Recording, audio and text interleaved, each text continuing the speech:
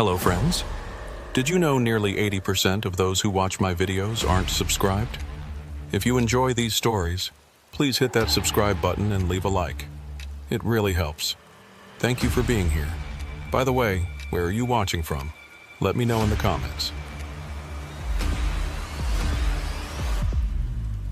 I've been driving trucks for 23 years now, and I thought I'd seen everything this job could throw at me. Ice storms in Montana that turned the highway into a skating rink, brake failures on mountain passes, even a tornado that touched down 2 miles ahead of me in Oklahoma, close enough that I could see debris swirling in the funnel.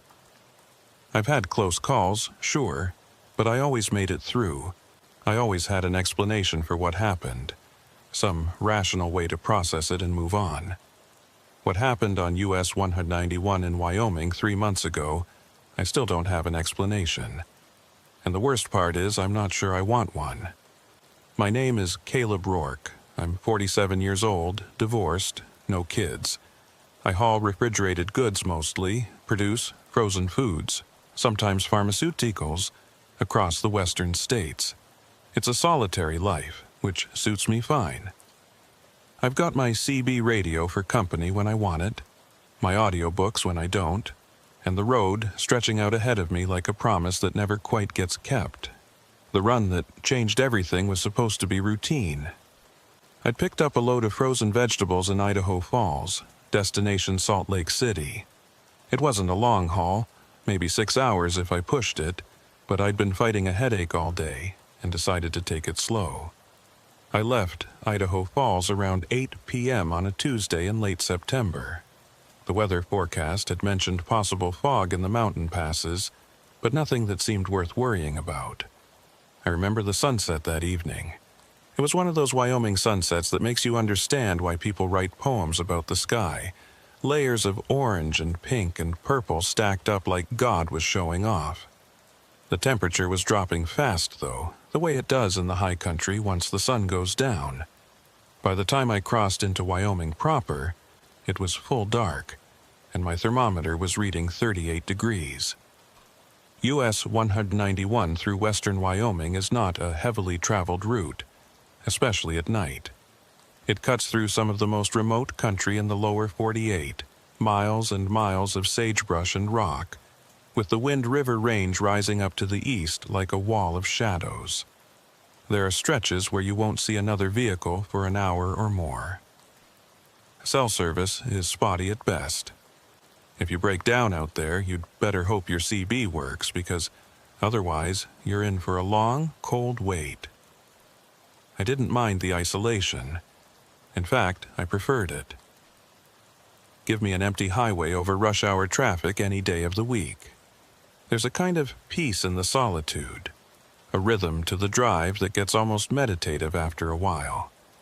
Just you and the truck and the white lines disappearing under your wheels. Around 10:30 p.m. I started hitting patches of fog.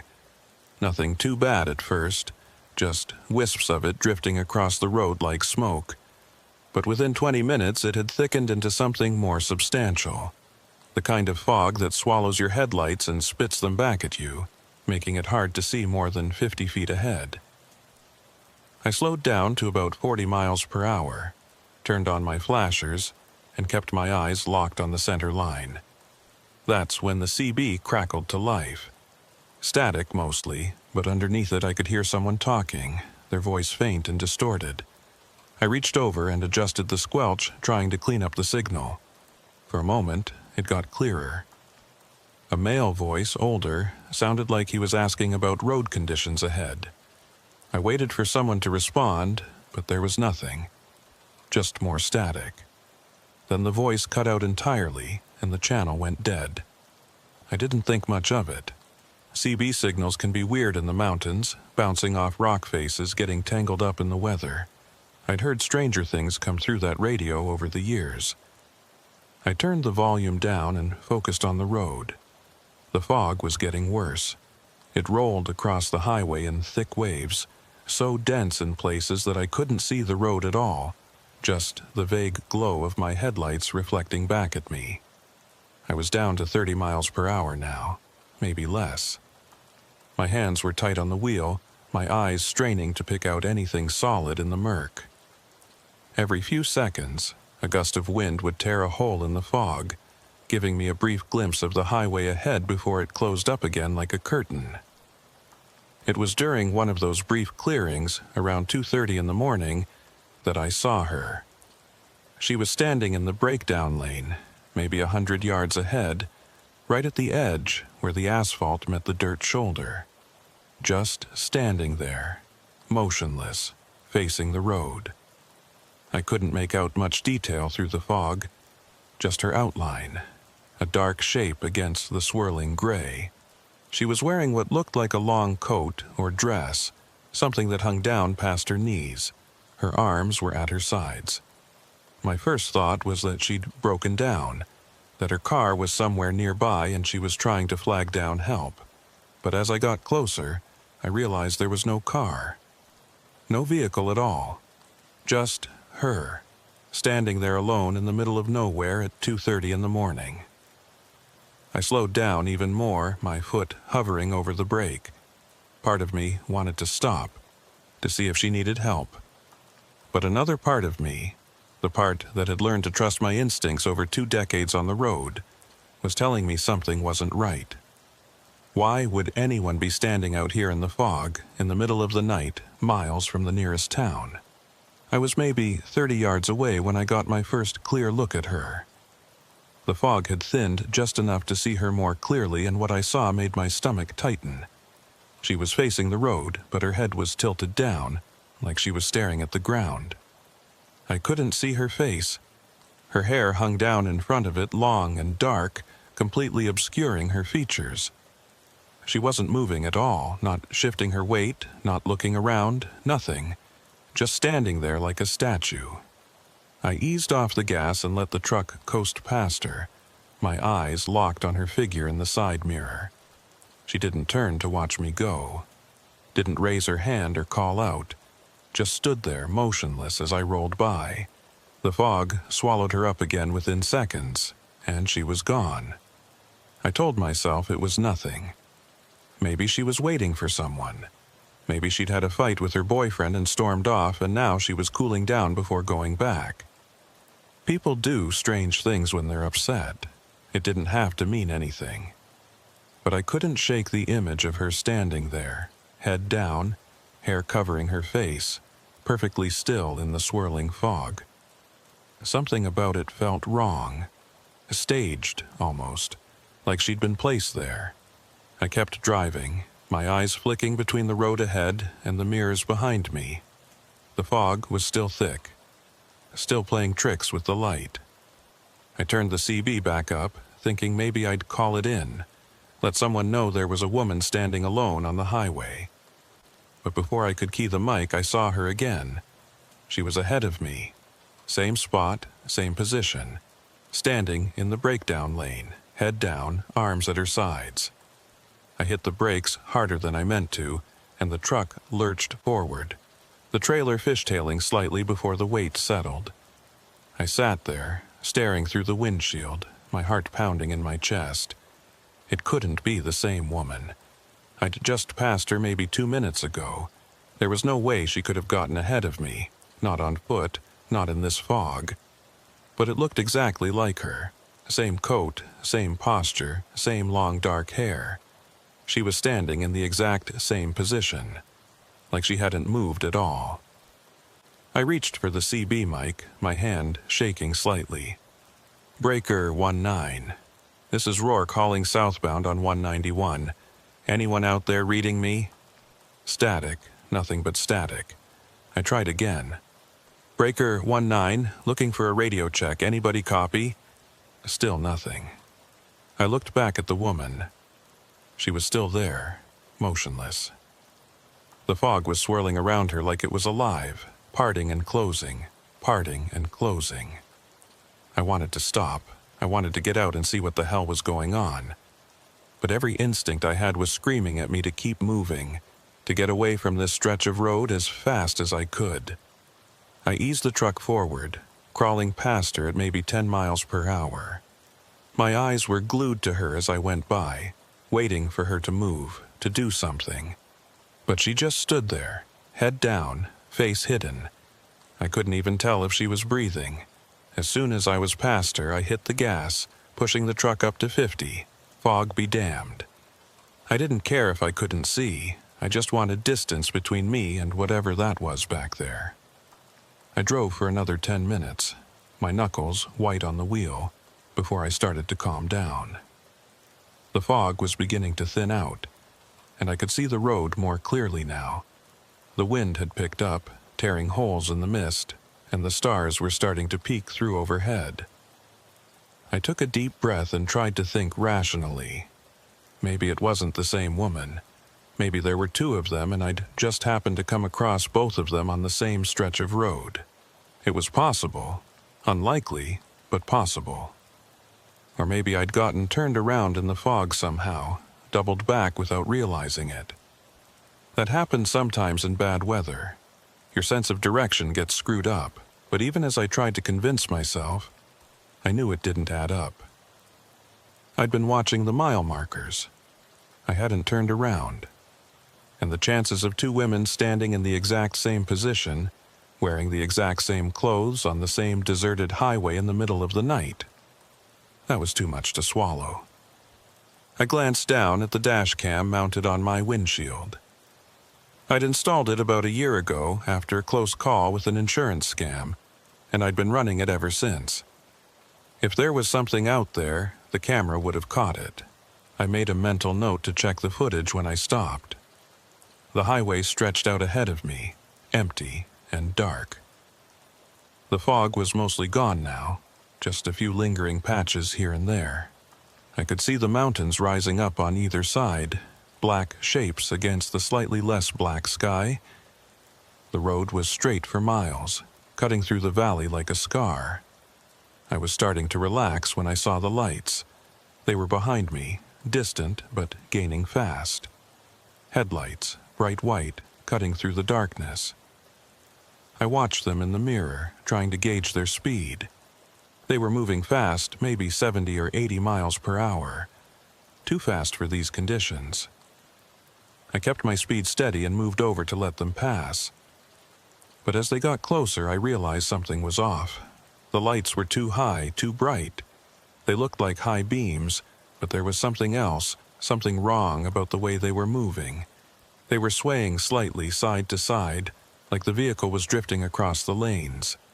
I tensed, my hands tightening on the wheel. Drunk driver, maybe. Or someone falling asleep at the wheel. Either way, I wanted them past me as quickly as possible. I eased over to the right, giving them plenty of room. The lights got closer, and then suddenly they swerved hard to the right, cutting across both lanes and disappearing off the side of the road. I watched in the mirror, waiting for the sound of a crash, the flash of brake lights, something. But there was nothing. The lights just vanished, like they'd been switched off. I slowed down, peering into the darkness behind me. There was no sign of the vehicle. No headlights, no taillights, nothing. Just empty road. I pulled over onto the shoulder and put the truck in park. My hands were shaking again. I sat there for a moment, just breathing, trying to make sense of what I'd just seen. A vehicle had been behind me. I'd seen the lights. They were real. But where did it go? I grabbed my flashlight from the door pocket and climbed out of the cab. The air was cold, biting through my jacket, and the wind was howling across the open valley. I walked to the back of the trailer, shining my light down the road behind me. Nothing. No skid marks, no broken glass, no sign that anyone had gone off the road. I walked back to the cab and climbed in, pulling the door shut behind me. I sat there in the darkness, listening to the wind rattle the windows, and tried to think.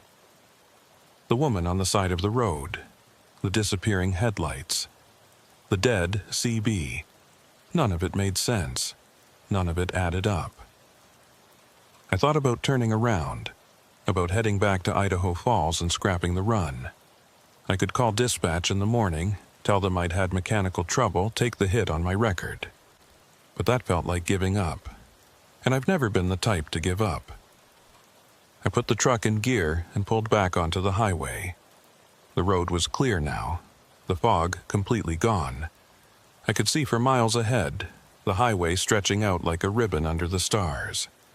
I pushed the truck up to 60 and tried to focus on the road. I'd been driving for maybe 20 minutes when I saw her again. This time, she was standing in the middle of the road, right in the center of the southbound lane, facing me.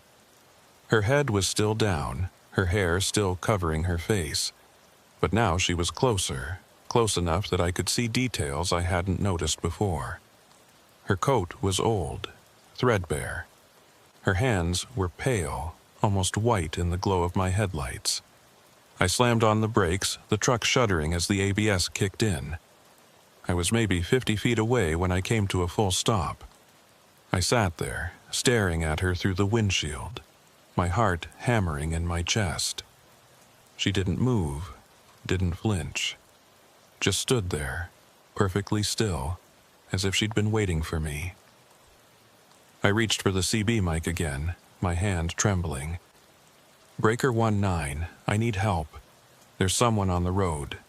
I need police or highway patrol or someone. I'm on 191 southbound, mile marker." I glanced at the dashboard, trying to remember the last marker I'd passed. "Mile marker 83, please, if anyone can hear me, I need help." Static. Nothing but static. I looked back at the woman. She was still there, still motionless. The wind was whipping her coat around her legs, but she didn't seem to notice, didn't react. I honked the horn, 3 long blasts, hoping it would snap her out of whatever trance she was in. But she didn't move. I sat there for what felt like hours but was probably only a minute or two. I didn't know what to do. I couldn't just sit here all night. But I couldn't drive forward either, not with her standing right in front of me. Finally, I put the truck in reverse and started backing up. I kept my eyes on her through the windshield, watching for any movement, any sign that she was going to do something. But she just stood there, growing smaller and smaller as I backed away. When I'd put about 100 yards between us, I stopped. I sat there, engine idling, trying to decide what to do next. And that's when she started walking. She moved slowly, deliberately, her head still down. She wasn't walking toward me. She was walking off the road, toward the shoulder, toward the darkness beyond. I watched her go, my breath caught in my throat.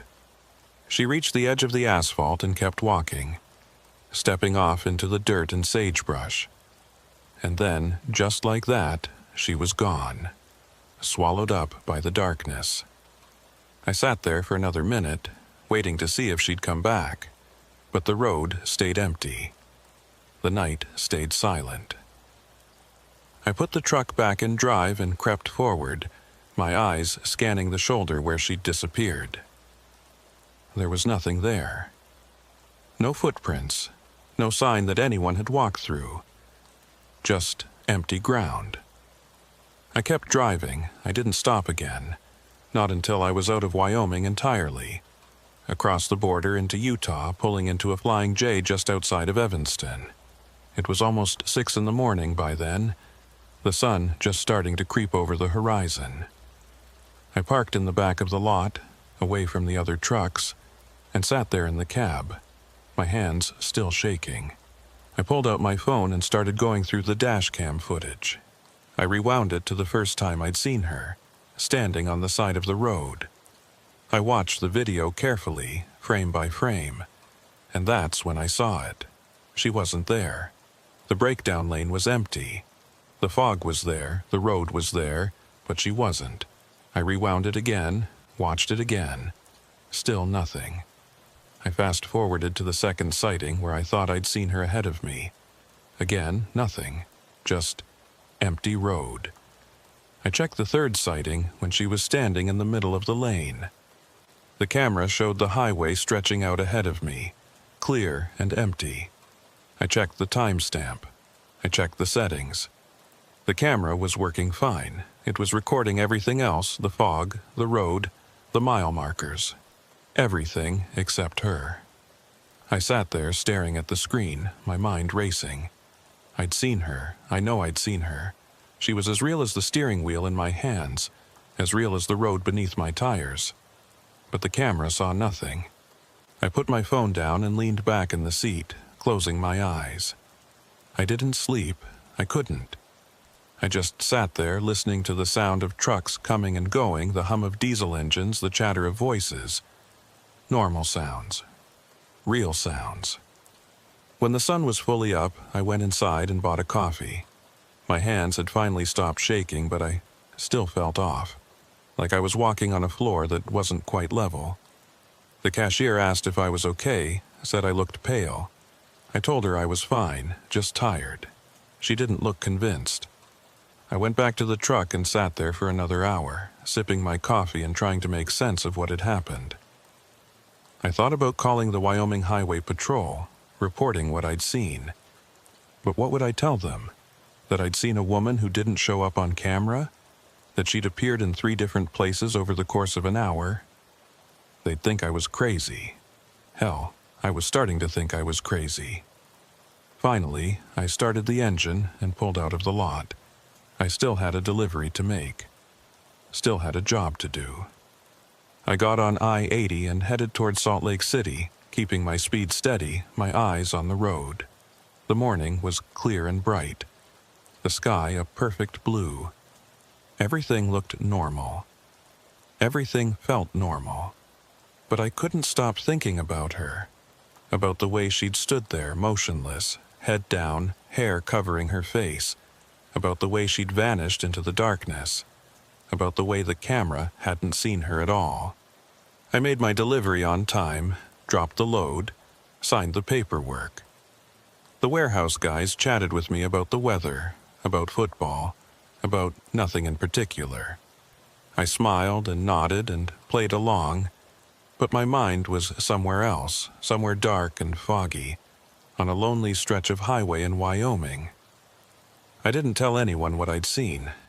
Not my dispatcher, not the other drivers I talked to on the CB. I kept it to myself, locked it away like a secret I wasn't ready to share. But I started noticing things, small things, details I'd missed before. Like the way the fog had moved around her, parting and closing like it was alive. The way her coat had fluttered in the wind, but her hair had stayed perfectly still. The way she'd never once looked up, never once showed her face. And I started wondering what I would have seen if she had looked up. Wondering what was hidden beneath that curtain of dark hair. Wondering if maybe, just maybe, I was better off not knowing. 3 days passed before I took another run through Wyoming. I could have avoided it.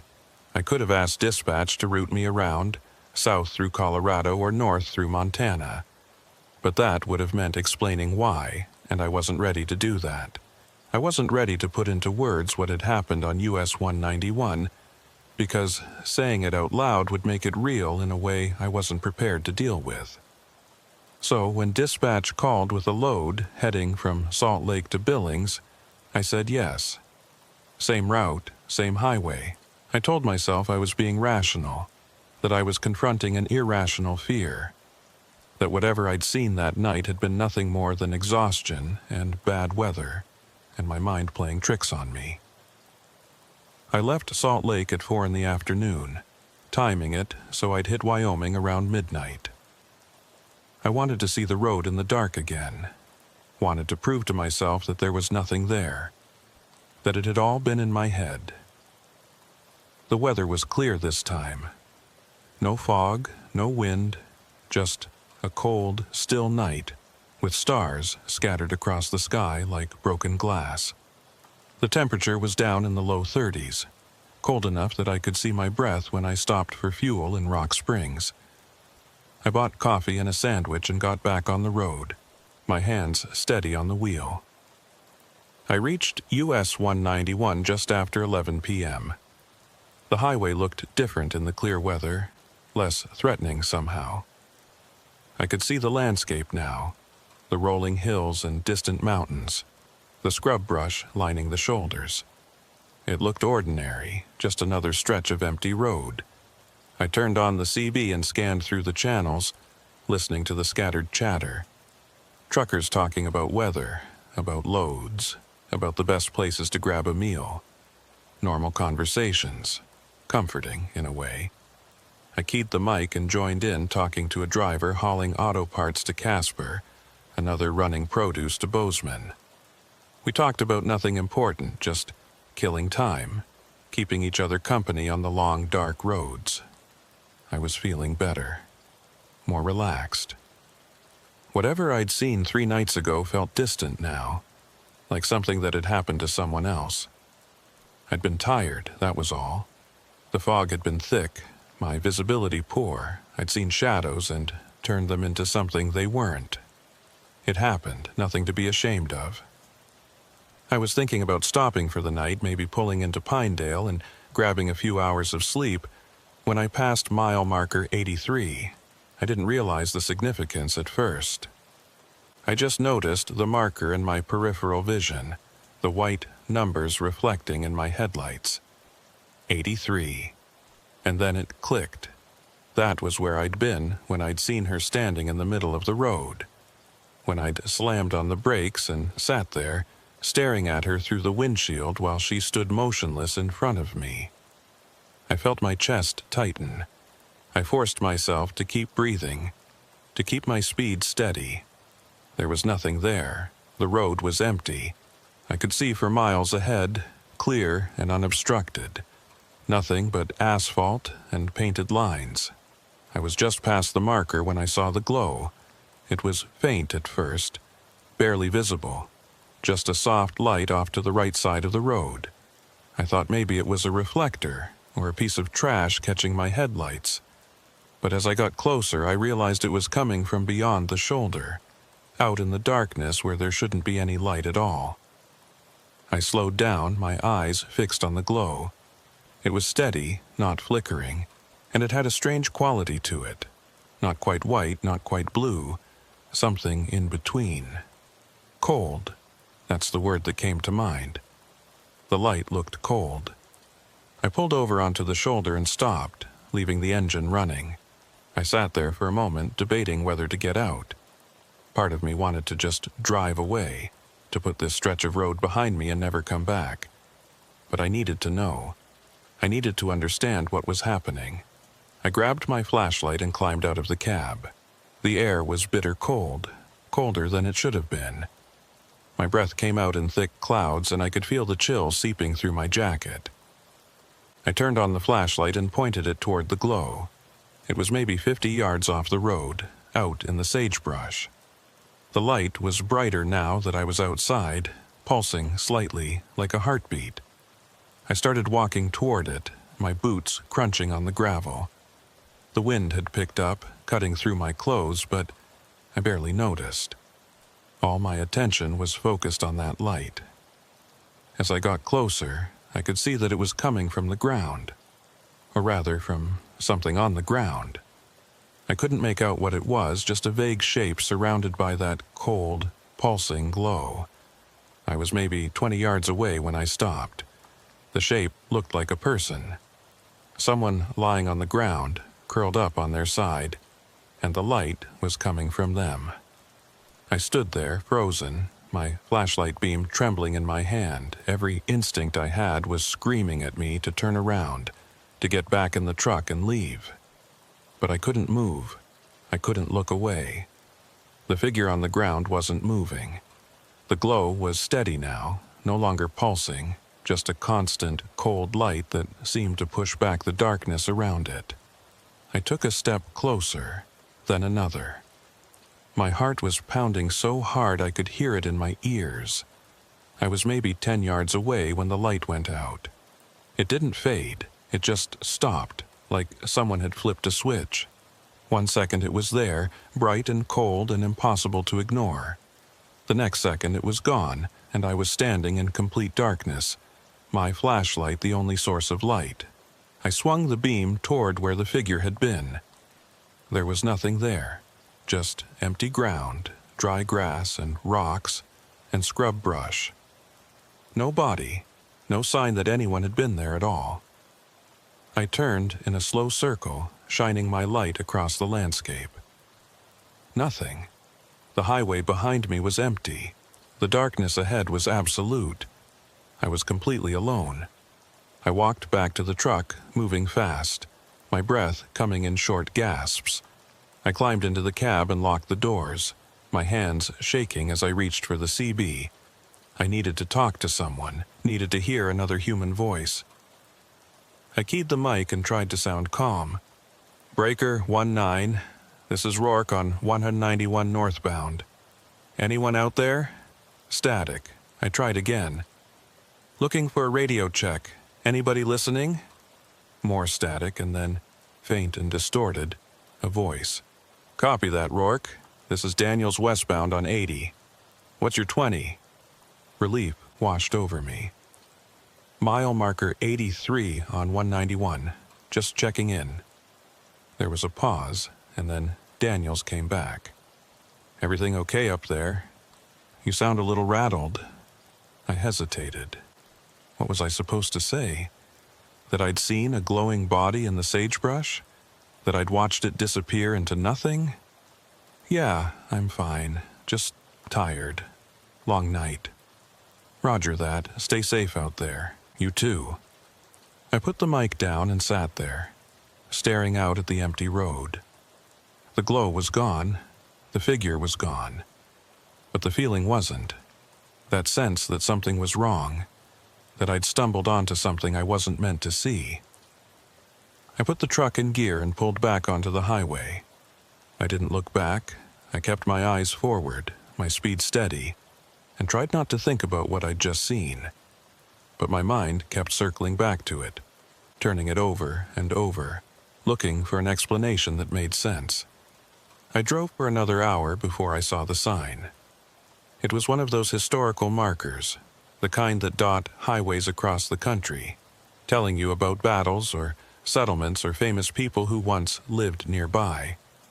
I almost didn't stop, but something made me pull over, made me climb out and walk over to read it. The marker was old, the paint faded and chipped. It told the story of a stagecoach accident that had happened in 1892, right around this area. 7 people had died, including a young woman whose body was never recovered. The marker said she'd wandered away from the wreckage during a snowstorm and vanished into the night. Search parties had looked for weeks, but they never found her. I stood there reading the marker 3 times, the wind cutting through my jacket, my mind racing. 1892. Over 100 years ago. It couldn't be connected. It was just a coincidence, just an old tragedy that happened to occur in the same area. But I couldn't shake the image of the woman I'd seen standing on the side of the road. The way she'd been dressed, in that old coat. The way she'd moved, or rather the way she hadn't moved. The way she'd disappeared. I got back in the truck and kept driving. I didn't stop again until I reached Pinedale, and even then I couldn't sleep. I sat in a truck stop parking lot, drinking coffee and watching the sun come up, trying to convince myself that I was reading too much into things, that there was no connection between a 100-year-old tragedy and whatever I'd seen on the highway. But I kept thinking about the dash cam footage, about how the camera hadn't seen her, even though I had, about how she'd appeared in 3 different places in the span of an hour, something that should have been impossible. When I got home 2 days later, I did something I'd been avoiding. I started researching. I looked up every accident, every disappearance, every strange occurrence that had happened on US 191 over the past 100 years. And what I found made my blood run cold. There were dozens of reports. People seeing figures on the side of the road who vanished when approached. Lights in the darkness that couldn't be explained. Vehicles that appeared and disappeared without warning. Some of the reports went back decades. Others were recent, posted on forums and social media by drivers who'd had experiences they couldn't explain. One report from 2015 caught my attention. A truck driver named Morrison claimed he'd seen a woman standing on the shoulder of US 191 near mile marker 83. He'd stopped to help her, but when he got out of his truck, she was gone. He checked his dash cam, but the camera showed nothing. Just empty road, another report from 2018.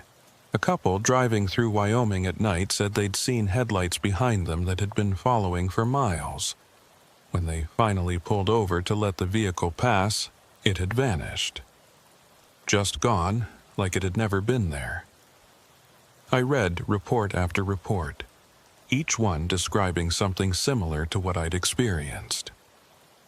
And the more I read, the more I realized that whatever was happening on that stretch of highway, I wasn't the first person to encounter it. And I probably wouldn't be the last. I tried to tell myself it didn't matter, that I could avoid that road, that I could take different routes, that I never had to go back to Wyoming again. But I knew it wasn't that simple. Because the thing that scared me most wasn't what I'd seen. It was what I hadn't seen. The fact that the camera had captured nothing, that there was no physical evidence, no proof that any of it had happened. It made me wonder what else I'd been seeing over the years that wasn't really there. What else I'd been driving past in the dark. Things that existed in some space between real and not real, visible to the eye, but invisible to everything else. I started paying more attention after that. To the shadows at the edge of my headlights, to the shapes that seemed to move in my peripheral vision, to the feeling I'd get sometimes, late at night on empty roads, that I wasn't alone, even though I clearly was. And I started noticing a pattern. It was always the same stretch of highway, always between mile markers 80 and 90 on US 191, always between midnight and 4 in the morning, always when I was alone. I tried talking to other drivers about it, casually bringing it up in truck stops and rest areas. Most of them brushed it off, said I was tired or stressed or seeing things. But a few, a very few, would get quiet. Their eyes would change like they were remembering something they'd tried to forget. And they'd say things like, "Yeah, that road's weird," or, "I don't run that route at night anymore if I can help it." One old-timer, a guy named Hank, who'd been driving for 40 years, pulled me aside after I mentioned it. He bought me a coffee and told me a story about a run he'd made back in the 80s. He'd seen a woman standing on the side of US 191, just like I had.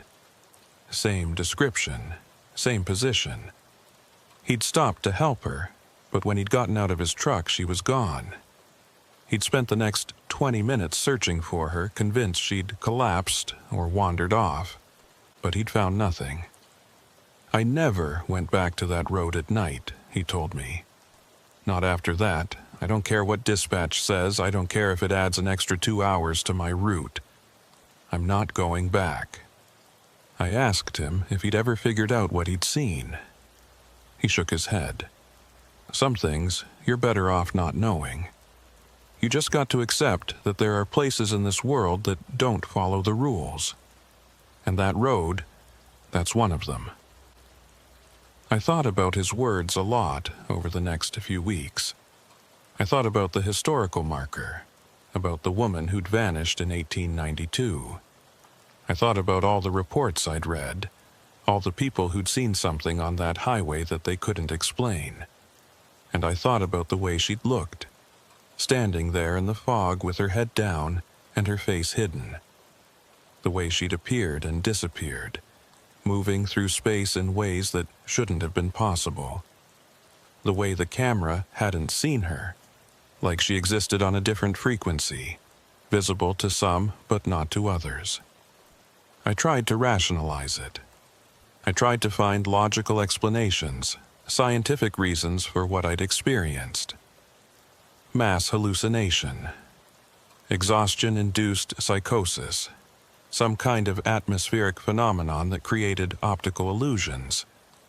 But none of it fit. None of it explained why the camera hadn't seen her, or why the same thing had been happening on the same stretch of road for over 100 years. Eventually, I had to accept that there wasn't a rational explanation. At least, not one that made sense within the framework of how I understood the world. And that acceptance, that admission that something was happening that I couldn't explain, that was the hardest part. Because it meant acknowledging that the world was stranger than I'd thought. That there were things out there, things that existed in the margins, in the gaps between what we can see and what we can prove. Things that watched us as we drove past, that stood at the edge of our perception, waiting. I still drive US 191. I still take loads through Wyoming, but I do it during the day now. I plan my routes so I'm never on that stretch of highway after dark. And when I pass mile marker 83, I keep my eyes on the road. I don't look at the shoulder. I don't check my mirrors. I just keep driving, hands tight on the wheel, until I'm clear of that area. Because whatever's out there, whatever I saw on those 2 nights, it's still there, still waiting, still standing in the darkness, head down, face hidden, watching the highway with eyes I'm glad I never saw. I thought that would be the end of it. I really did. I'd changed my routes, adjusted my schedule, done everything I could to avoid that stretch of highway after dark. For 6 weeks, it worked. 6 weeks of normal runs, normal roads, normal nights. I started to relax. I started to convince myself that maybe I'd overreacted, that maybe Hank had been wrong and I could just drive during the day and everything would be fine. Then I got the call. It was dispatch, and they had a problem. A refrigerated load of medical supplies needed to get from Salt Lake to a hospital in Bozeman by morning. The regular driver had called in sick, and I was the closest available truck with the right equipment. It was good money, urgent freight, and dispatch was asking me specifically. I almost said no. I started to explain that I couldn't do it, that I'd take any other run, but not that one. But then I'd have to explain why, and I wasn't ready to do that. Wasn't ready to tell my dispatcher that I was afraid of a stretch of highway because I'd seen things I couldn't explain. So I said yes. I left Salt Lake just after 8 p.m., the trailer loaded with time-sensitive cargo. I pushed the truck as hard as I could through the early evening, trying to make up time, telling myself that if I could just get through Wyoming before midnight, I'd be okay. I could make it through during the golden hours, the time before the dead of night set in, before whatever was out there started to wake up.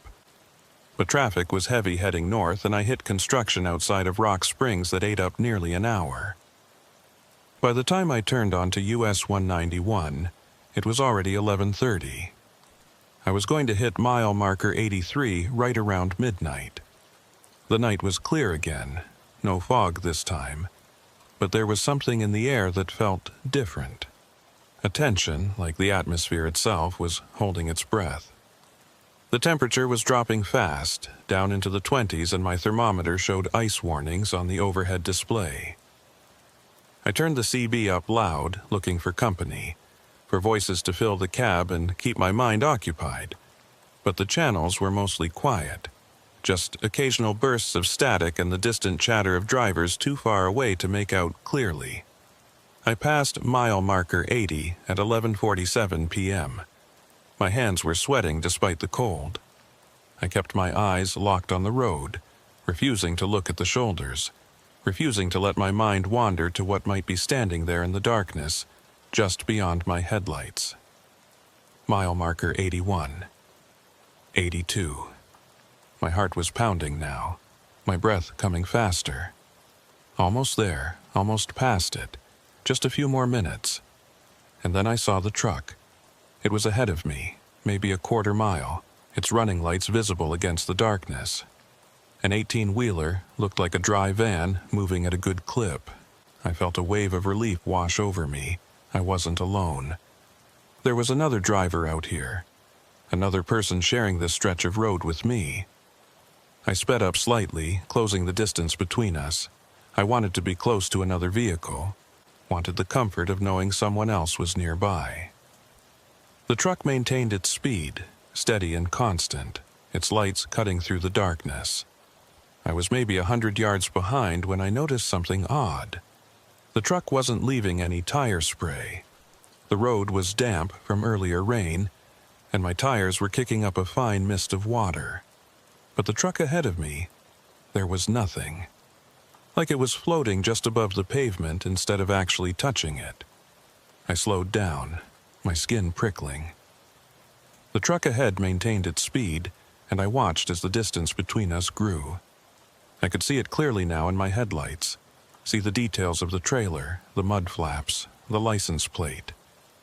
The license plate, I couldn't make out the numbers, but I could see the design. It was wrong. The colors were off, the format different from any plate I'd seen before. I'd been driving for over 2 decades, hauled loads through every state in the continental U.S., and I'd never seen a plate like that. I reached for my CB mic. Breaker 19, this is Rourke southbound on 191. They're a truck ahead of me. Anybody know who's running this route tonight? Static. I tried again. Looking for the driver in the dry van ahead of me on 191. You got your ears on? Nothing. The truck ahead was pulling away now, its lights getting dimmer. I pressed the accelerator trying to keep up, but it was like the truck was accelerating without me hearing the engine. Within 30 seconds, it had disappeared around a curve, its taillights vanishing into the darkness. I came around the same curve maybe 10 seconds later, my headlights sweeping across the empty highway. The truck was gone. Just gone. The road stretched out straight and flat for miles ahead, and there was no sign of any vehicle. I hit the brakes, my truck shuddering as it slowed. I pulled over onto the shoulder and stopped, my hands gripping the wheel so tight my knuckles had gone white. I sat there, breathing hard, staring at the empty road ahead. There was nowhere for that truck to go. No exits, no turnoffs, nothing. It had just vanished, like it had driven straight through a door in reality and disappeared on the other side. I looked at the mile marker. 83. I forced myself to breathe slowly, to think rationally. Maybe I'd been mistaken. Maybe the truck had been farther ahead than I'd thought, had already turned off before I'd come around the curve. Maybe my depth perception was off, my tired mind playing tricks on me. But I knew I was lying to myself. I'd seen that truck, I'd watched it disappear, and just like the woman, just like the headlights I'd seen weeks ago, it had vanished in a way that defied explanation. I was reaching for the gear shift, ready to get back on the road, when I heard it. A voice on the CB, faint, distorted, barely audible beneath the static. At first I thought it was just interference, just the random noise that sometimes comes through the radio in remote areas. But as I listened, I realized it was words. Someone was talking. I turned up the volume and listened carefully. The voice was male, older, and it sounded stressed. Panicked, almost. Anyone reading me? Need help? Broke down? I grabbed the mic. This is Rourke on Channel 19. I copy you. What's your location? The voice came back, clearer now. Thank God. I'm on 191, just past mile marker 83. My truck died and I can't get it started. I need a tow. I looked around. There were no trucks on the shoulder, no vehicles at all. The highway was completely empty. I'm at mile marker 83 right now, I said slowly. I don't see you. There was a pause, and then the show voice came back, sounding confused. What? I can see your lights. You're right there. Maybe 100 yards north of my position. My blood ran cold. I was facing north. There was nothing ahead of me but empty highway. I'm looking north right now. There's no truck. There's nothing. Another pause. Longer this time. When the voice came back, it sounded different. Frightened. What year is it? The question caught me completely off guard. What? What year is it? The voice repeated, more insistent now. Tell me what year it is. I didn't want to answer. Every instinct I had was telling me to put the mic down, to start the truck and drive away as fast as I could. But something made me respond. It's 2024. Silence. Just static. And then, so faint I almost didn't hear it, the voice came through one last time. It's 2003 here, God help me. It's still 2003. The CB went dead. Not just quiet, but completely dead. The display went dark, the channel indicator disappeared, and when I tried the power button, nothing happened. It was like the radio had been unplugged, even though I could see it was still connected. I sat there in the darkness, my mind reeling. 2003. 21 years ago. The voice had said it was 2003 where he was. Like he was trapped somewhere, somehow, still living in a moment 2 decades in the past. I thought about the truck I'd seen, the one with the strange license plate. I thought about the woman standing on the side of the road in her old-fashioned coat. I thought about all the reports I'd read, all the sightings that had happened over the years in this exact location. And I realized something that made my stomach turn. They were all still here, all of them. The woman from 1892, the driver from 2003, the truck I'd just seen, everyone who had ever vanished or died or disappeared on this stretch of highway. They were all still here, trapped in some kind of loop, some fold in time or space that kept them locked in the moment of their death or disappearance. And I was driving through it. I started the truck with shaking hands and pulled back onto the highway. I pushed the accelerator to the floor, pushing the truck to 70, then 80, faster than I should have been going, but I didn't care. I needed to get away from this place, needed to put as much distance between me and mile marker 83 as I possibly could. The highway stretched out ahead of me, empty and dark. I kept my eyes locked forward, refusing to look at the mirrors, refusing to acknowledge anything that might be in my peripheral vision. I just drove, my heart pounding, my breath coming in short gasps. I was maybe 10 miles past the marker when I saw her again. She was standing in the middle of my lane, exactly like before. Head down, hair covering her face, arms at her sides. But this time she was different. This time, I could see through her. She was translucent, almost transparent, like an image projected onto the air. I could see the highway through her body, see the painted lines and the asphalt beneath her feet. But she was there, real enough to make me slam on the brakes, real enough to make my heart stop.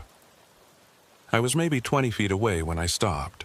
I sat there staring at her, and for the first time I understood what I was looking at. Not a person. Not anymore. Whatever she had been, whatever had happened to her on this road all those years ago, what was left was just an echo, a recording playing over and over, trapped in an endless loop. And she wasn't alone. As I sat there, other figures began to appear, faint and ghostly, barely visible. But there, a man standing on the shoulder, his arm raised like he was trying to flag someone down. A car, old and boxy, its headlights dim and flickering, driving slowly along the opposite lane. A woman and child, holding hands, standing in the breakdown lane with their backs to the road.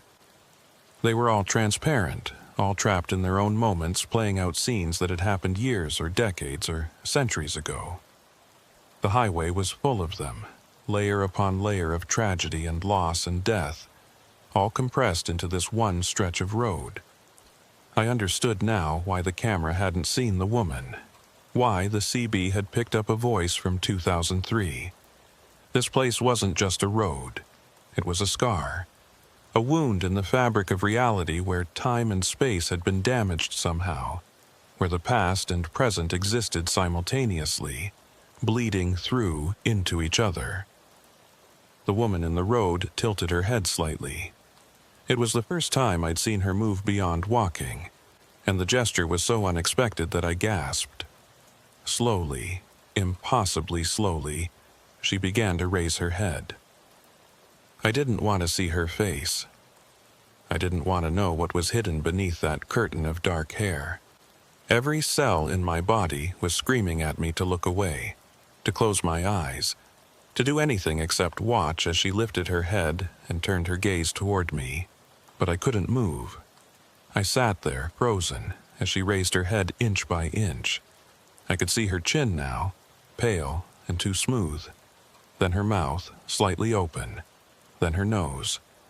I hit the gas before she could raise her head any further. The truck lurched forward and I drove straight through where she was standing. I felt nothing. No impact. No resistance. She simply vanished as I passed through her, dissipating like smoke. I didn't slow down. I kept driving, my foot pressed to the floor until I was across the Wyoming border and into Montana. Only then did I pull over. Only then did I let myself breathe. My hands were shaking so badly I could barely hold my phone. I pulled up the footage from the dash cam, rewound it to the moment when I'd seen her standing in the road. I watched it 3 times, and each time the result was the same. The camera showed nothing, just empty highway. Just me hitting the brakes for no apparent reason, sitting there for a moment, then driving forward again. No woman, no other figures, nothing. I made my delivery in Bozeman, dropped the load, signed the paperwork. I told dispatch I needed a few days off, personal time. They didn't ask questions. Maybe they could hear something in my voice. Maybe they just didn't care. I drove home, back to my apartment in Idaho Falls, and I sat there for 3 days trying to process what had happened. Trying to make sense of it, trying to convince myself that I hadn't seen what I knew I'd seen. On the 4th day, I went back to my research. I looked up everything I could find about mile marker 83 on US 191. And I found something I'd missed before. In 1892, the year the stagecoach had crashed, that exact location had been an important waypoint. A place where travelers would rest, where the road split between 2 different routes. Hundreds, maybe thousands of people had passed through that spot over the years, and a significant number of them had never made it to their destination. Disappearances, accidents, unexplained deaths. The numbers were higher than they should have been, higher than random chance could account for. That spot, that specific location, had been claiming lives for over 130 years. I thought about what the voice on the CB had said. It's still 2003. Still, like time had stopped for him, like he was trapped in that moment, unable to move forward or back. Was that what happened to everyone who disappeared on that road? Were they all still there, caught in some kind of temporal loop, reliving their final moments over and over? And if so, how many of them were there? How many ghosts? How many echoes? How many trapped souls were walking that stretch of highway? Invisible to cameras, but visible to those of us who happened to be in the right place at the right time? I started having dreams after that. Always the same dream. I'm driving on US 191, approaching mile marker 83, and every time, she's there, standing in the middle of the road. But in the dream, I can't stop. The brakes don't work, and I drive straight toward her, getting closer and closer until I can see her face. And her face is my face. I wake up before impact, always. My heart pounding, my sheets soaked with sweat, and I lie there in the dark, wondering if the dream is a warning, wondering if one day I'll be driving that road and I won't be able to stop, if I'll become just another echo, another ghost trapped in that endless loop. I haven't been back to US 191 at night. I won't. I don't care what dispatch offers me, how much they pay, how urgent the load is, I'm not going back. Because I've seen what's waiting there. Seen the faces of the lost and the disappeared. And I know that if I go back, if I tempt fate one more time, I might not make it out. There are some roads you don't come back from. Some places where the line between the living and the dead is so thin, it might as well not exist at all. US 191, mile marker 83, that's one of those places. And the woman with her head down and her face hidden, she's still there, still standing in the darkness, waiting, watching the highway with eyes I pray I'll never see. Because I have a feeling that if I ever do see her face, if she ever fully raises her head and looks at me, that'll be it. That'll be the moment I cross over from observer to participant, from driver to ghost. So I stay away. I take the long routes, the detours, the roads that add hours to my trips. And when other drivers ask me why, I just tell them I prefer the scenery. Because the truth, the real truth, is something I can barely admit to myself. That there are things out there in the dark that we're not meant to understand. Things that exist in the spaces between moments, in the gaps between what is and what was. Things that wait in the same spot for decades or centuries, patient and eternal, watching us drive past with hunger or longing or something else I don't have words for. And the most terrifying part, I think she knows my face now. I think she's seen me, recognized me, marked me somehow. Because sometimes, late at night when I'm driving other roads in other states, I'll catch a glimpse of something in my mirrors. A figure standing on the shoulder. A shape in the darkness that shouldn't be there. And for just a moment, just a split second before it vanishes, I could swear it's her. Following me, waiting for me to make a mistake, to let my guard down, to drive through Wyoming at night just one more time. I won't, I can't, because I know what's waiting there. I held out for 2 months. 2 months of taking alternate routes, of turning down high-paying loads, of watching my bank account dwindle while I stuck to my daytime runs, and avoided Wyoming altogether. My dispatcher started asking questions. Other drivers started noticing. Word gets around in this business, and when a veteran hauler suddenly starts refusing profitable routes for no apparent reason, people talk. I told them I was dealing with some personal issues, that I needed to stick closer to home for a while. Most of them accepted that, but I could see the skepticism in their eyes. They knew something was off, knew there was more to the story than I was telling them. Then came the night I couldn't say no. It was late November, a few days before Thanksgiving. I got a call from my ex-wife, Sarah. Our daughter, Emma, was in the hospital in Billings, emergency appendectomy. She was going to be fine, Sarah said, but she was asking for me. Wanted me there when she woke up from surgery. The fastest route from Idaho Falls to Billings runs straight through Wyoming. Straight through US 191, straight past mile marker 83. I could have gone around. Could have taken I-84 east to I-25 north, added 3 hours to the trip. But Emma was scared and she wanted her dad, and I wasn't going to let some ghost story keep me from being there for my daughter. I left at 7 p.m., the truck empty for once, just me and the road. I told myself it would be different this time. I had a reason to be there, a purpose beyond just hauling freight. Maybe that would protect me somehow. Maybe whatever was out there only targeted people who were alone and aimless. People with nowhere to be and no one waiting for them. I knew I was grasping at straws, but I needed something to hold on to. The drive started out normal enough. Traffic was light, the weather clear. I made good time through Idaho and into Wyoming, hitting Rock Springs just after 10 p.m.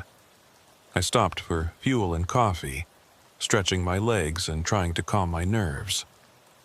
As I stood at the pump watching the numbers tick up on the display, an old truck pulled in next to me. The driver climbed out, a weathered man in his 60s with a gray beard and tired eyes. He nodded at me and I nodded back. "Long night ahead?" he asked. "Heading to Billings," I said. "Family emergency." He studied me for a moment, his expression unreadable. "You'll be taking 191 north then." It wasn't a question. I nodded. "Be careful on that stretch," he said quietly. "Between mile markers 80 and 90, especially after midnight." My skin prickled. "Why do you say that?" He looked away, his gaze distant. "I've been driving these roads for 40 years. Seen things I can't explain. That stretch of highway, there's something wrong with it. Has been for as long as I can remember." He looked back at me, his eyes sharp. "You feel it when you drive through there. Like you're being watched, like you're passing through somewhere you're not supposed to be. You ever see anything specific?" I asked, keeping my voice casual. He was quiet for a moment, then nodded slowly. "Once. Maybe 20 years ago.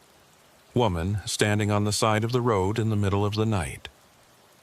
I stopped to help her, but when I got out of my truck, she was gone. Just vanished. I thought maybe I'd been seeing things, but..." He trailed off, shaking his head. "I know what I saw." "What do you think it was?" I asked. He shrugged. "Don't know. Don't want to know. And just avoid that road at night now. Take the long way around. Figure an extra hour of driving is worth the peace of mind." He finished fueling up and climbed back into his truck. Before he drove away, he rolled down his window and looked at me one last time. "Whatever you do, don't stop between those markers, not for anything. You see someone on the side of the road, someone flagging you down, you keep driving. You hear me?" I nodded, my throat tight. "I hear you." He drove off, and I stood there in the fluorescent glow of the gas station lights, wondering if I should take his advice. If I should take the long way around, add the extra time to my trip, play it safe. But Emma was waiting, and I'd already wasted enough time being afraid. I got back in the truck and headed north. I hit US 191 just before midnight. The highway was empty, the darkness absolute. No moon tonight, just stars scattered across the sky like ice crystals. The temperature had dropped to the low teens and frost was forming on my windshield despite the defroster running full blast. I kept my speed steady at 60, my eyes locked on the road. The mile markers ticked by slowly. 75, 78, 80. My hands tightened on the wheel. I could feel my heart rate picking up, my breathing getting shallow. I forced myself to stay calm, to keep my attention on the road ahead. Mile marker 81 appeared in my headlights and vanished behind me. Then 82. The CB crackled to life, making me jump. I'd left it on, but turned down low, not really expecting to hear anything out here. But now someone was talking, their voice faint beneath the static. "Anyone out there? Can anyone hear me?" I recognized that voice. It was the same one I'd heard weeks ago. The driver who'd said it was still 2003. My hand moved toward the CB, hovering over the mic, but I didn't pick it up. I just listened. "I've been here for so long," the voice continued, sounding exhausted. "Hopeless. I can't get out. Every time I think I've made it past, I end up right back here. Mile marker 83, always 83. I could see the marker ahead now, appearing in my headlights. 83. I held my breath as I approached it. "If anyone can hear me," the voice said, "tell my family I'm sorry. Tell them I tried to get home. Tell them..." The voice cut off abruptly, replaced by silence. Not static, just silence, like the radio had been muted. And that's when I saw the truck. It was parked on the shoulder ahead, hazard lights flashing. The same dry van I'd seen before, with the strange license plate. As I got closer, I could see someone standing next to it. A man, middle-aged, wearing a trucker's jacket. He was waving his arms, trying to flag me down. I thought about what the old driver at the gas station had said. Don't stop, not for anything. But this was different. This was a person who needed help. A fellow driver stranded on the side of the road. I couldn't just leave him there. I started to slow down, my foot easing off the gas. The man kept waving, more frantically now. I could see his face in my headlights, could see the desperation in his expression. And then I saw the date on his truck's inspection sticker. I slammed my foot back on the gas, my truck surging forward.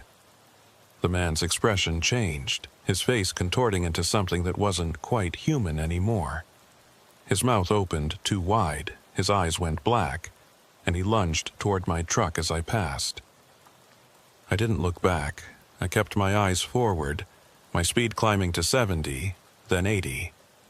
In my mirror, I could see the truck and the figure growing smaller, but they weren't disappearing. They were following me, maintaining the same distance no matter how fast I went. The CB erupted with noise, erupted with voices, dozens of them, all talking at once, screaming, begging, calling for help. Some of them sounded recent, modern. Others were older, their language formal and archaic. And beneath it all, a low humming sound that made my teeth ache. I reached over and turned the CB off, but the voices didn't stop. They were coming from everywhere now, filling the cab, echoing in my skull. I could hear them clearly, could make out individual words and phrases. Help me. I can't find the way out. It's been so long. Please, someone, anyone. And beneath them all, one voice. Quieter than the others, but somehow louder. A woman's voice. Caleb. She knew my name. Caleb, stop the truck. My foot moved toward the brake before I could stop myself. I jerked it back, my heart hammering. How did she know my name? How could she know? Caleb, please. I need help. I've been waiting so long. I looked in the mirror and saw her. She was standing in the bed of my truck, her figure translucent but clearly visible. Her head was still down, her hair still covering her face. But her hand was reaching toward the cab, her pale fingers stretching toward the window. Look at me, Caleb. I just want you to look at me. I fixed my eyes on the road ahead, refusing to turn around, refusing to acknowledge what I was seeing in the mirror. The voices were getting louder now, more insistent, overlapping until they became a wall of sound that drowned out everything else. And then, cutting through the noise like a knife, I heard a different voice. Young. Familiar. Dad? Emma. I looked in the mirror without thinking, my head turning automatically at the sound of my daughter's voice. And there she was, standing next to the woman in white. Emma, my little girl, looking scared and confused. Dad, why did you leave me? Why didn't you come? My heart stopped. Emma was in Billings, in the hospital. This wasn't real. It couldn't be real.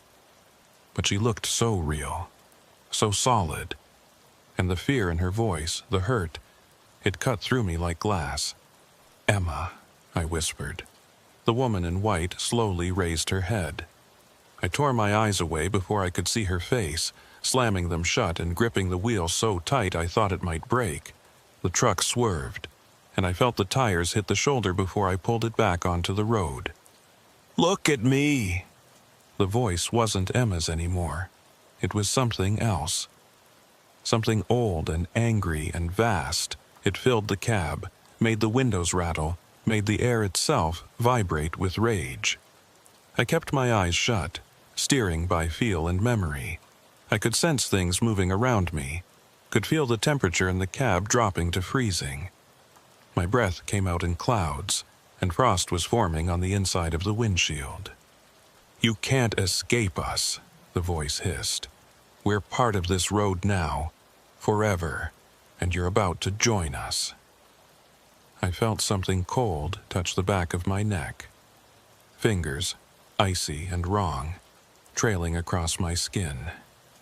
I wanted to scream, wanted to open my eyes and see what was happening, but I knew that's what it wanted. That's what they all wanted. For me to look, for me to see. So I kept my eyes shut and I prayed. I'm not a religious man, hadn't been to church since I was a kid, but I prayed anyway. Prayed to God, to the universe, to anyone or anything that might be listening. Prayed for protection, for strength, for the chance to see my daughter again. And then I heard it. A different voice cutting through the chaos. The old trucker from the gas station. "Open your eyes, son. You're past it." I opened my eyes. The voices were gone. The cold was gone. My mirrors showed an empty truck bed, just cargo straps and shadows. The road ahead was clear, and in the distance I could see lights. A town, Pinedale. I looked at the mile marker as it appeared in my headlights. 92. I'd made it through.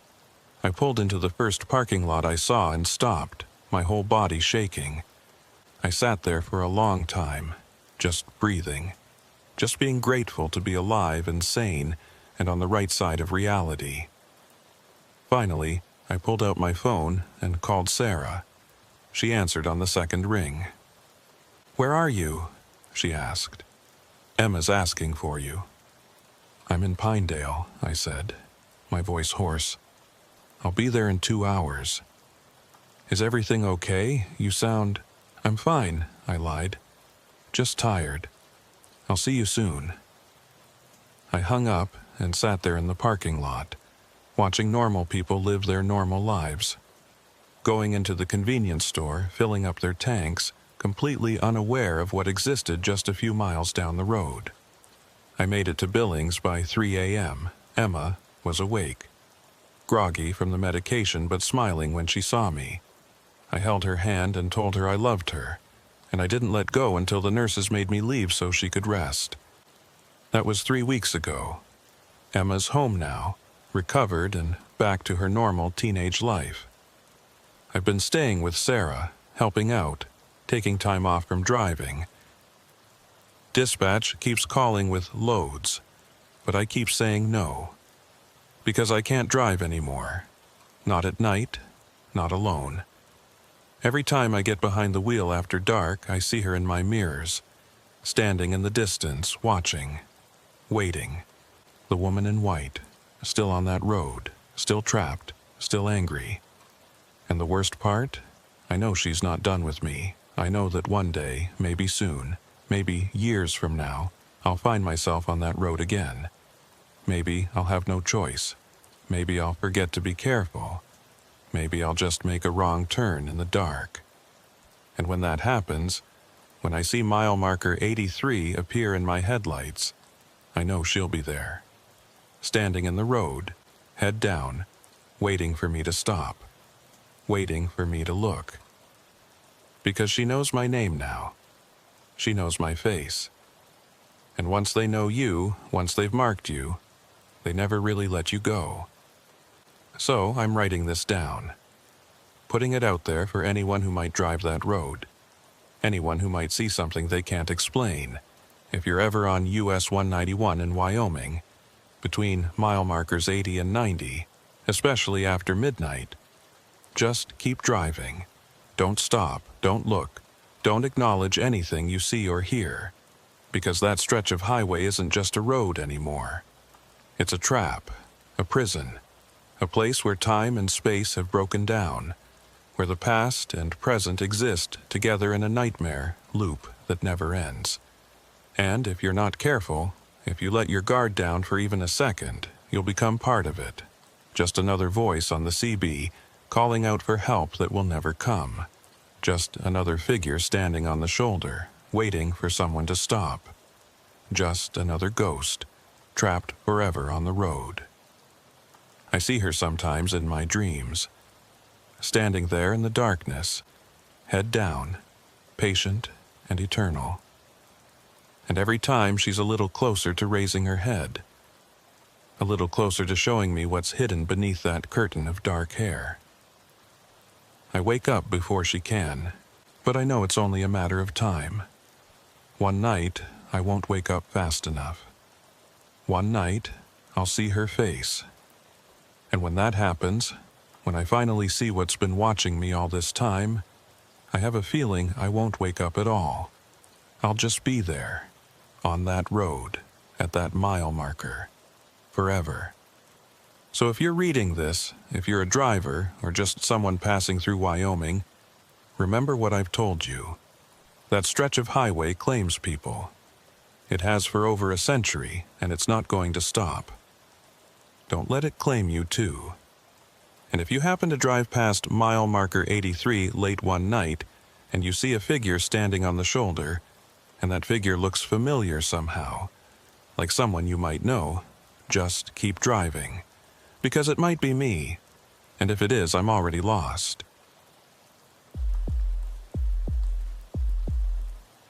I've been hauling freight for 11 years now, and I've learned that there's a rhythm to this life that most people don't understand. It's not just about driving from point A to point B. It's about knowing when to push and when to rest, when to trust your instincts and when to ignore them. It's about reading the road, reading the weather, reading the small signs that tell you whether a rest stop is safe or whether you should keep driving until you find something better. That rhythm saved my life more times than I can count. But that night in Idaho, that night broke the rhythm entirely. My name is Miguel Hart. I'm 33 years old, been driving professionally since I was 22. I started out doing local deliveries in California, worked my way up to regional routes, and finally got my CDL for cross-country hauls about 6 years ago. I run mostly dry goods, sometimes refrigerated, whatever dispatch throws my way. It's honest work, and it pays the bills. The night everything went wrong started out routine. I'd picked up a load of construction materials in Boise, heading east toward Pocatello. It was mid-October, one of those clear autumn nights where the air is crisp and the stars are so bright they almost hurt to look at. The forecast had been clean, no weather concerns, just a straight shot across I-84. I left Boise around 9 p.m., planning to make it to Pocatello by 2 or 3 in the morning. I'd done this run dozens of times before. Knew every mile marker, every exit, every decent place to stop if I needed a break. It was familiar territory, comfortable. Around 11:30, I started feeling the fatigue hit. Not the dangerous kind, not yet, but that early warning sign that tells you you've been on the road too long without a break. My eyes were getting dry, my back was starting to ache, and I'd already gone through 2 energy drinks trying to stay alert. I knew there was a rest area coming up, maybe 10 miles ahead.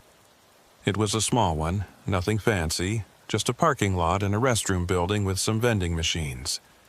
But it would be perfect for a 20-minute power nap, maybe a quick walk to stretch my legs. The highway was mostly empty.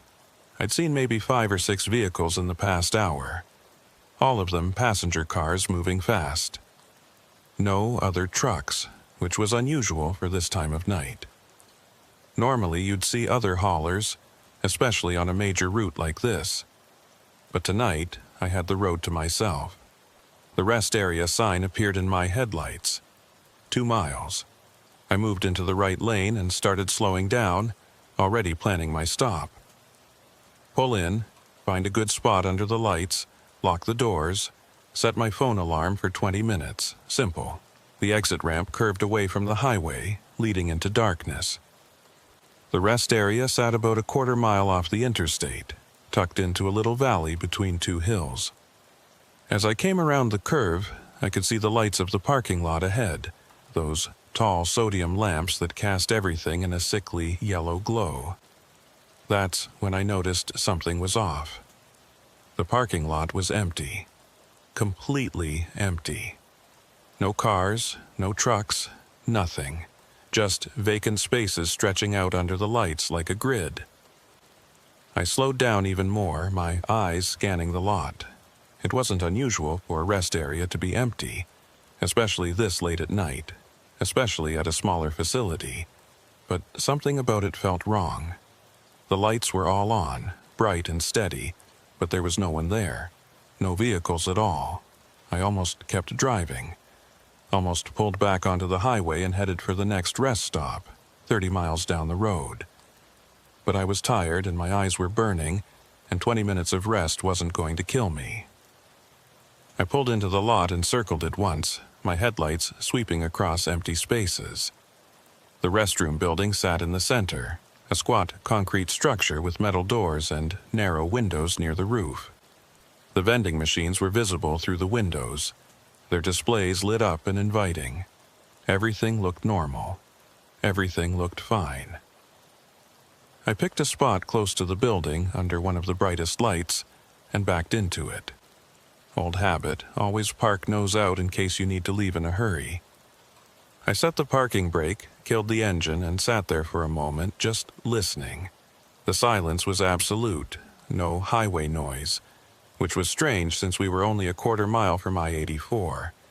No wind, no animals, nothing, just dead silence. I told myself I was being paranoid.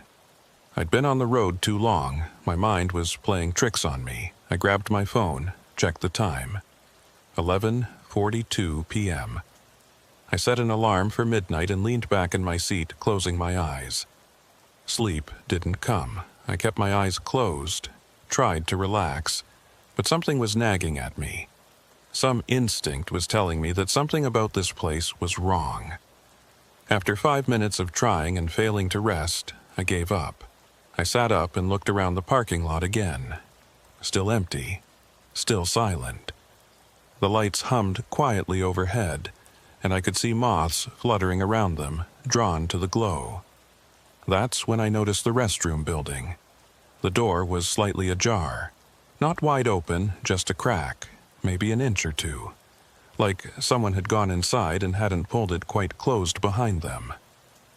I stared at that door for a long time, trying to remember if it had been open when I'd pulled in. I didn't think so, but I couldn't be sure. Maybe the wind had pushed it open. Maybe it didn't latch properly. I climbed out of the cab, my boots hitting the pavement with a sound that seemed too loud in the silence. The air was cold, maybe low 40s, and I could see my breath. I locked the truck out of habit and walked toward the restroom building. The door was definitely open. I could see darkness inside, just a sliver of shadow where the door had swung inward. I pushed it open wider and stepped inside, my hand reaching for the light switch. The fluorescents flickered to life, harsh and bright. The restroom was standard issue. White tile walls, 3 stalls, a row of sinks with those automatic faucets that never work right. Everything looked clean. Too clean, actually, like it had just been scrubbed. I used the restroom, washed my hands, and headed back outside. That's when I heard it. A voice. It was faint, barely audible, coming from somewhere nearby. I stopped and listened, trying to locate the source. It sounded like someone talking on a radio, the words too distorted to make out clearly. I walked around the side of the building, following the sound. There was nothing there, just empty parking spaces and the dark hillside beyond. But the voice continued, rising and falling, almost like someone was having a conversation. And then it stopped, just cut off mid-word, leaving only silence. I stood there for a moment, my heart beating a little faster than it should have been. Then I shook my head and walked back to my truck. Probably just a CB radio in someone's car, parked somewhere I couldn't see. Or maybe it was carrying from the highway, sound traveling weird in the still air. I climbed back into the cab and locked the doors. I sat there, telling myself to start the engine and leave, to get back on the highway and find another place to rest. But I was tired, and I'd already stopped, and it seemed stupid to leave just because I'd heard a voice. I closed my eyes again and tried to relax. The silence pressed in around me, heavy and complete. I focused on my breathing, in and out, trying to let the fatigue pull me under. I was just starting to drift off when I heard it again. A door slamming. The sound was sharp and sudden, echoing across the empty lot. I jerked awake, my eyes snapping open, my hand reaching for the door lock to make sure it was secure. The restroom building was dark now. The lights had gone off. I hadn't touched the switches. I'd left them on when I walked out. I was sure of it. But now the building was completely dark, just a black shape against the yellow glow of the parking lot lights. And standing next to the building, barely visible in the shadows, was a figure. I leaned forward, squinting, trying to make out details. It looked like a person, but I couldn't be sure.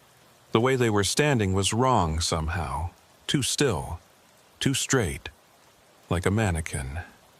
I watched for maybe 30 seconds, waiting for the figure to move. It didn't, just stood there, motionless. I reached for my CB radio and keyed the mic. Breaker 19. This is Hart at the rest area off mile marker 96 on eastbound 84. Anyone in the area?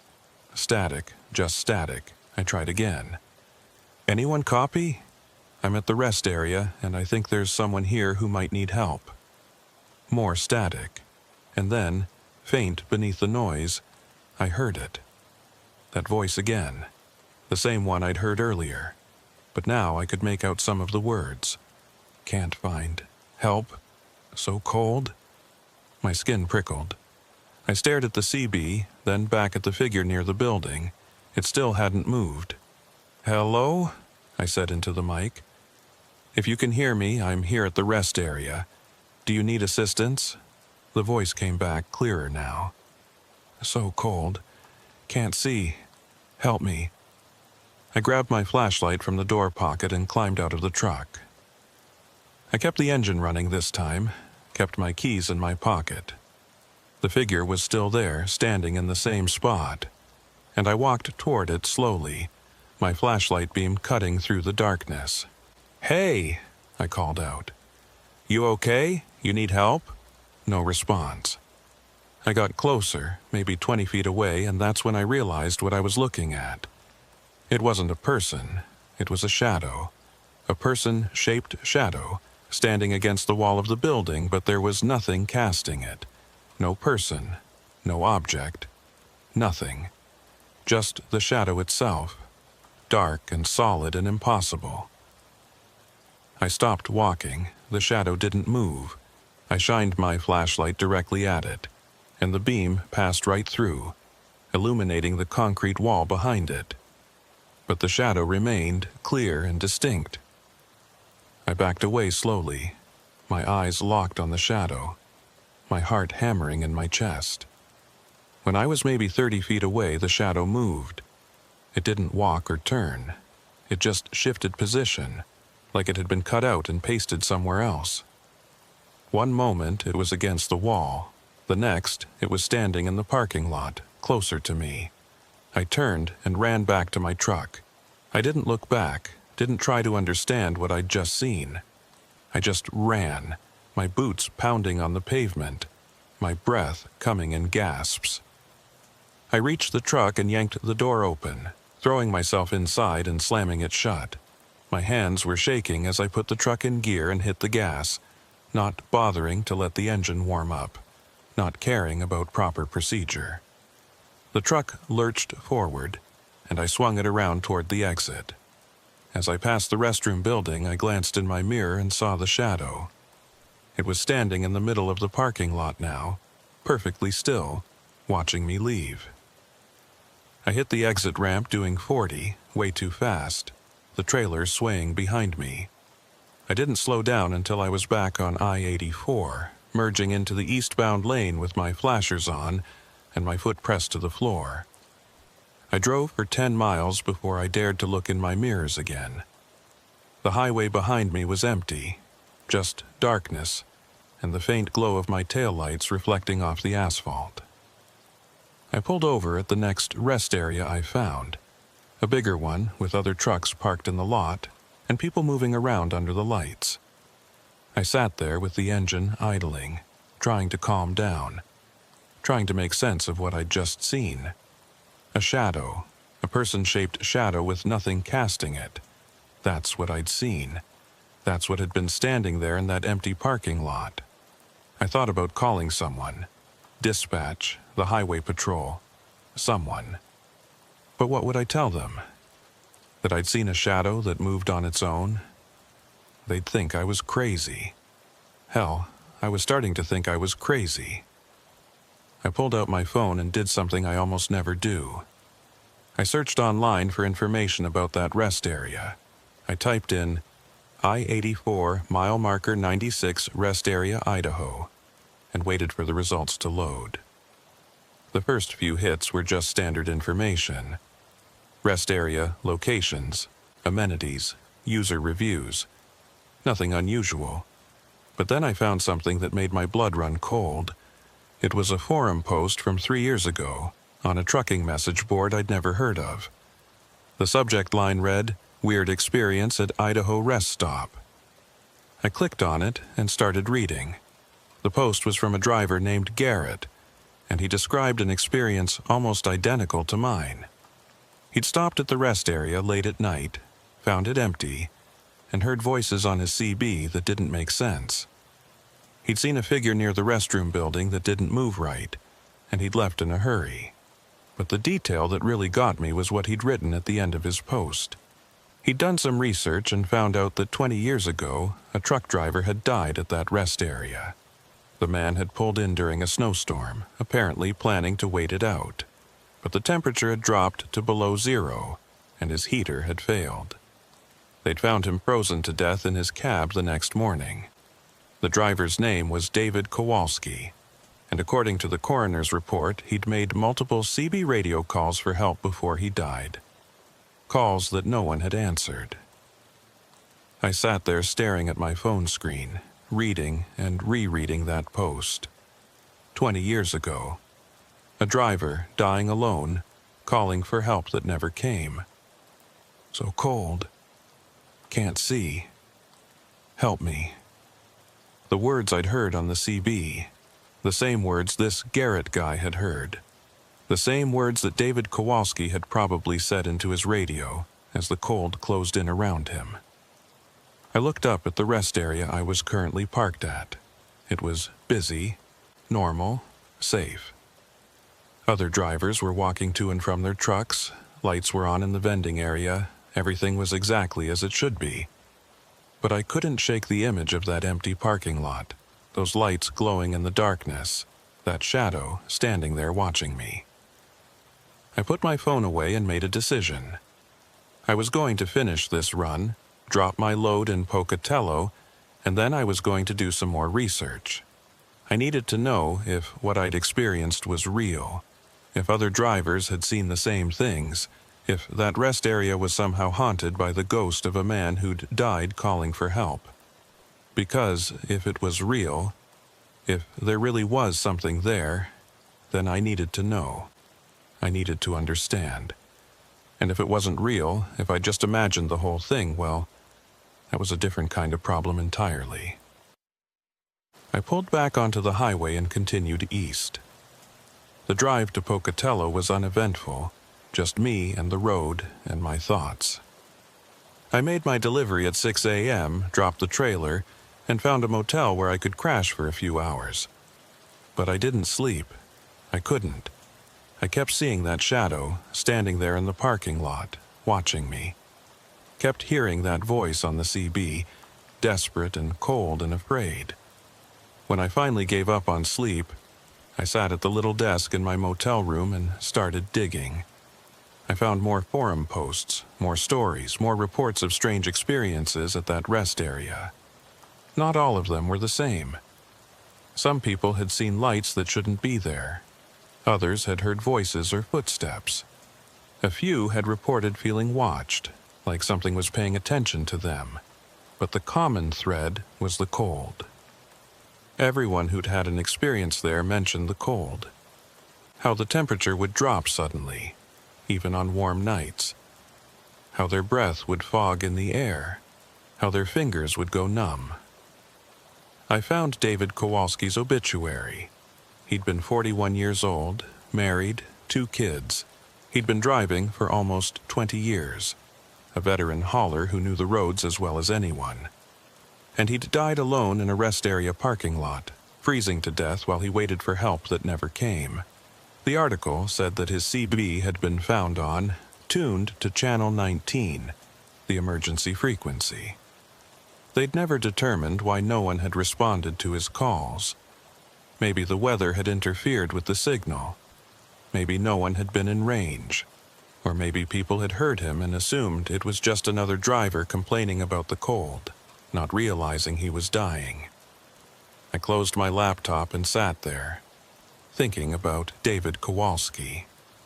Thinking about how he must have felt in those final hours. The cold seeping into his bones, his voice getting weaker as he called out for someone, anyone, to help him. And I thought about that shadow, the way it had stood there, watching, the way it had moved without walking, shifting from one spot to another like it was being rewritten into reality. Was that David? Was that what was left of him, trapped in that rest area, still calling for help, still trying to get someone's attention? I didn't know.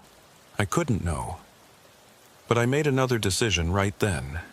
I was going to go back. I was going to return to that rest area, in the daylight this time, and I was going to see if I could find anything that would help me understand what had happened. Because I couldn't just leave it alone. I couldn't just drive away and pretend I'd never seen anything. If David Kowalski was still there, if some part of him was still trapped in that place, then maybe I could do something to help. Maybe I could be the person who finally answered his call.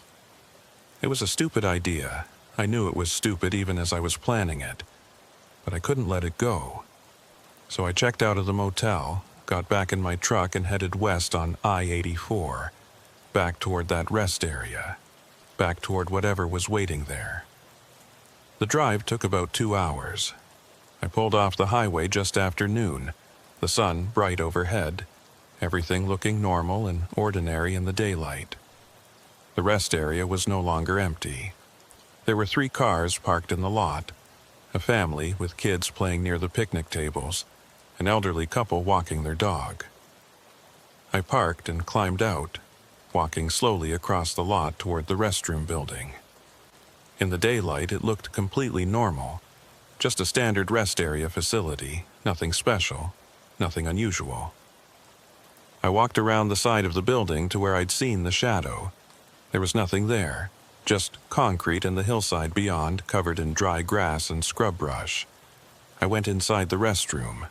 It was clean, recently maintained, the fluorescent lights humming quietly. I checked the stalls, looked in the corners, searched for anything that might explain what I'd seen. Nothing. I stood there for a long time, just thinking. Maybe I had imagined it. Maybe I'd been more tired than I'd realized, my mind playing tricks on me in the darkness. It wouldn't be the first time a driver had seen something that wasn't there. But it had felt real. The shadow, the voice on the CB, the cold. All of it had felt absolutely real. I walked back outside and sat on one of the picnic benches, watching the family with their kids, watching the elderly couple throw a ball for their dog. Normal people, living normal lives, completely unaware that this place might be anything other than what it appeared to be. A car pulled in, a sedan with out-of-state plates. A man got out, middle-aged, looked like he'd been driving for a while. He stretched, yawned, and headed toward the restroom. I watched him go inside, watched the door close behind him, and I waited. 2 minutes later, he came back out, got in his car, and drove away. Nothing happened. No shadows, no voices, nothing. I sat there for another hour watching people come and go. Everything was normal, everything was fine. Finally, I admitted defeat. Whatever I'd experienced last night, it wasn't going to happen again now. Not in the daylight, not with other people around. I got back in my truck and started to pull out of the lot. But as I was leaving, I glanced in my mirror one last time, and there, standing near the restroom building, barely visible in the bright sunlight, was the shadow. It was faint, almost transparent, but it was there, watching me leave. I hit the brakes, my truck lurching to a stop. I stared at the mirror, my heart pounding. The shadow didn't move, just stood there, a dark outline against the concrete wall. I put the truck in reverse and started backing up, my eyes locked on the mirror. The shadow was getting clearer as I got closer, more defined, more solid. And then, just as I was about to reach it, it vanished. Just blinked out of existence like it had never been there. I sat there, my truck idling in the middle of the parking lot, staring at the empty space where the shadow had been. The family was still playing at the picnic tables. The elderly couple was loading their dog into their car. No one else had seen it. No one else had noticed. I was the only one. I put the truck back in drive and left the rest area, my mind racing. I'd seen it again. In broad daylight with other people around, I'd seen it. Which meant it wasn't just exhaustion or darkness or my imagination. It was real. Whatever was in that rest area, it was real. And it had been watching me. I didn't tell anyone what I'd seen. Not dispatch, not the other drivers I talked to at truck stops, not my family. I kept it to myself, locked it away like a secret I wasn't ready to share. Because talking about it would make it more real, and I wasn't ready to face that yet. But I couldn't stop thinking about it. About David Kowalski, frozen to death in his truck. About the shadow that stood near the restroom building, watching. About the voice on the CB still calling for help 20 years after the fact. Over the next 2 weeks, I did more research. I contacted the Idaho DOT and asked about the history of that rest area. They sent me a polite email with some basic information, nothing I hadn't already found online. I tried to find Kowalski's family, thinking maybe I could talk to them, find out if they'd ever experienced anything strange at that location. But I hit dead ends everywhere I looked. Finally, I did something I'd been avoiding. I reached out to Garrett, the driver who'd posted about his experience on the trucking forum. His post was 3 years old, and I wasn't sure he'd still be active on the site, but I sent him a private message anyway. To my surprise, he responded within a day. "Yeah, I remember that night," he wrote. "I've never been back to that rest area. I avoid it completely now, even during the day. I don't care if it adds time to my route. I'm not going back there." We exchanged a few more messages, comparing our experiences. They were nearly identical: the empty parking lot, the voice on the CB, the figure that didn't move right. He'd done the same research I had, found the same information about David Kowalski. "I think he's still there," Garrett wrote. "I think part of him never left. And I think he's trying to get someone to help him, but he doesn't realize he's already dead." The idea chilled me. A ghost that didn't know it was a ghost, still calling for help, still waiting for someone to respond. "Have you ever thought about going back?" I asked. "About trying to help him?" His response came quick. "No, and you shouldn't either. Whatever's there, it's beyond our understanding. You can't help something like that. You can only stay away from it." But I couldn't stay away. The more I thought about it, the more I felt compelled to go back, to try to understand what was happening, to see if there was anything I could do. Dispatch called me with a new load about a week later. Boise to Twin Falls, straight shot down I-84. The route would take me right past that rest area. I could have refused the load, could have asked for a different route, but I didn't. I took it, and I planned my timing carefully. I wanted to arrive at the rest area just after dark, when the parking lot would be empty, but before it got too late. I left Boise at 7 p.m. on a Friday night. The weather was clear, temperature in the low 50s. I made good time, hitting the rest area exit just before 9 p.m. This time, I was prepared. I had my phone fully charged, a good flashlight, and a digital voice recorder I'd bought specifically for this trip. I wanted documentation. I wanted proof. The parking lot was empty again, just like before. The lights were on, casting that same sickly yellow glow across the pavement. I pulled in and parked in the same spot I'd used last time, backing into the space so I was facing the exit. I sat there for a moment, gathering my courage. Then I grabbed my flashlight and the voice recorder and climbed out. The silence hit me immediately. No highway noise, no wind, nothing. Just that oppressive quiet that felt wrong somehow, like the air itself was holding its breath. I turned on the voice recorder and stated the date, time, and location. Then I walked toward the restroom building, my flashlight beam cutting through the darkness. "David Kowalski," I said out loud, feeling ridiculous but pushing through it anyway. "If you're here, if you can hear me, I want to help. My name is Miguel Hart. I'm a truck driver, like you were. I know what happened to you. I know you died here." Nothing. Just silence and the hum of the parking lot lights. I walked around the building to where I'd seen the shadow. The wall was blank, just concrete and darkness. I shined my flashlight across it, looking for anything unusual. "I'm here to help," I continued. "If you need something, if there's something I can do, just let me know. I'm listening." The temperature dropped suddenly. I felt it immediately, a sharp decrease that made me shiver.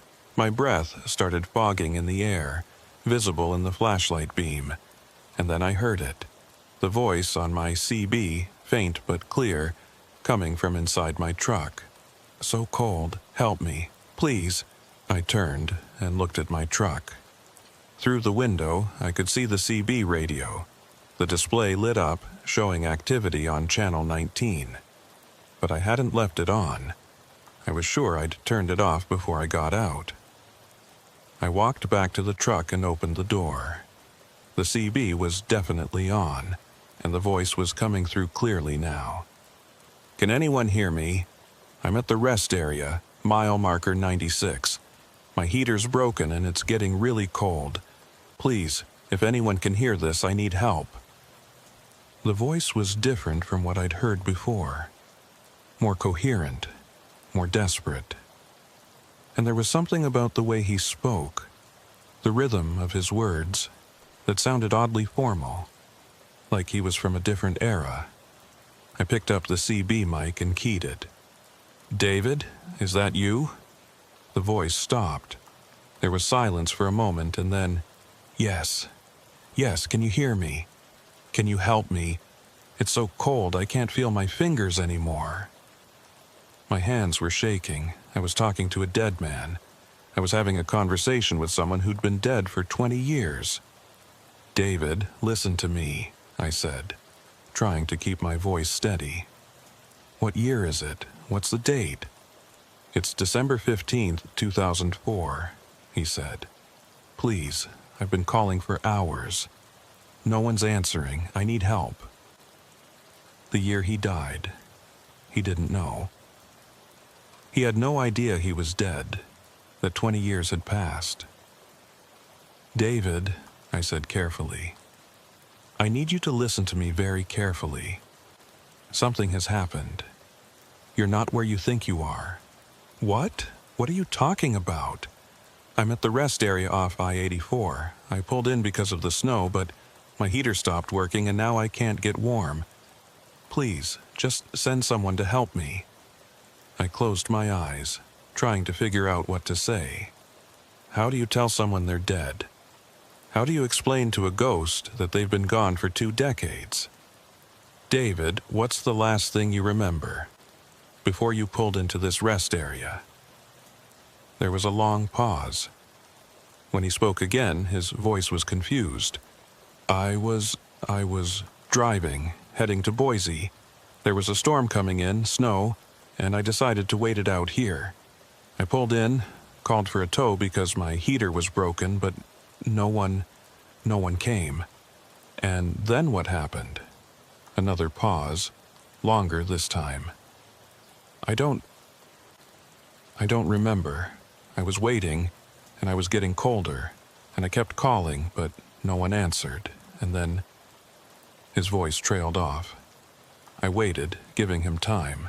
I'm still waiting, he said finally, his voice small, frightened. Why is no one coming? Why won't anyone help me? Because you don't need help anymore, David, I said gently. You're not cold anymore. You're not in danger. What are you talking about? I'm freezing. I can't feel my legs. I need help. I need someone to come get me. I opened my eyes and looked out at the empty parking lot. The shadow was there, standing near the restroom building. As I watched, it moved, shifting position, and I realized what I was seeing. It wasn't a shadow. It was David's truck. The outline of an 18-wheeler, barely visible, translucent, parked exactly where he must have been when he died. And inside the cab I could see a faint glow. A figure, hunched over, barely visible. David, I said, my voice cracking slightly, look around you. Tell me what you see. I see snow. It's snowing hard. I can barely see the parking lot lights. Everything's white. But it wasn't snowing. The sky was clear, stars visible overhead. What he was seeing wasn't what was really there. He was trapped in his own moment, his own death, reliving it over and over. David, I need you to do something for me. I need you to step outside your truck. Can you do that? Outside? But it's freezing out there. I'll die. You won't die. I promise you won't die. Just step outside. Please. There was a long silence. I watched the ghostly truck, watched the figure inside, and then, slowly, the driver's side door opened. The figure that emerged wasn't solid. It was made of the same translucent material as the truck, barely visible against the darkness. But I could see enough to make out a shape. A man, middle-aged, wearing a heavy jacket. He stood next to the truck, looking around. I'm outside, his voice came through the CB. But I don't see anyone. Where are you? I stepped out of my truck, my flashlight in hand. I'm here, David, right here. Can you see me? The figure turned toward me. For a moment, we looked at each other across the parking lot, across the gap between the living and the dead. I can see a light, he said. Is that you? Yes, that's me. Walk toward the light, David. He started moving, and I realized he was walking through the snow that only he could see. His movements were slow, labored, like he was pushing through deep drifts, but there was no snow, just empty pavement. It's so cold, he said. I'm so tired. I know, but you're almost there. Just keep walking. He got closer, and I could see more details now. His face, weathered and kind. His eyes, confused and frightened. His hands, pale and shaking. He stopped maybe 10 feet away from me, and I could see him clearly now. See the frost on his jacket, the ice in his beard. Things that shouldn't be there, things that existed only in his reality. Who are you? He asked. My name is Miguel. I'm here to help you. I don't understand. Where is everyone? Where are the police? I've been calling for hours. David, I said as gently as I could, you need to understand something. A lot of time has passed, more time than you realize.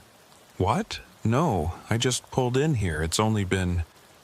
He trailed off, confusion crossing his face. How long has it been? 20 years, David. It's been 20 years since that night. He stared at me, his expression shifting from confusion to disbelief. to horror. "No, that's not possible. I was just... You died here," I said. "You froze to death waiting for help, and somehow some part of you got stuck here. You've been calling for help every night since then, but you've been calling from the past, from the moment you died." He looked down at his hands, and I saw realization dawn on his face. "I'm dead? I'm sorry." He was quiet for a long time. Then he looked up at me, and I could see tears on his face.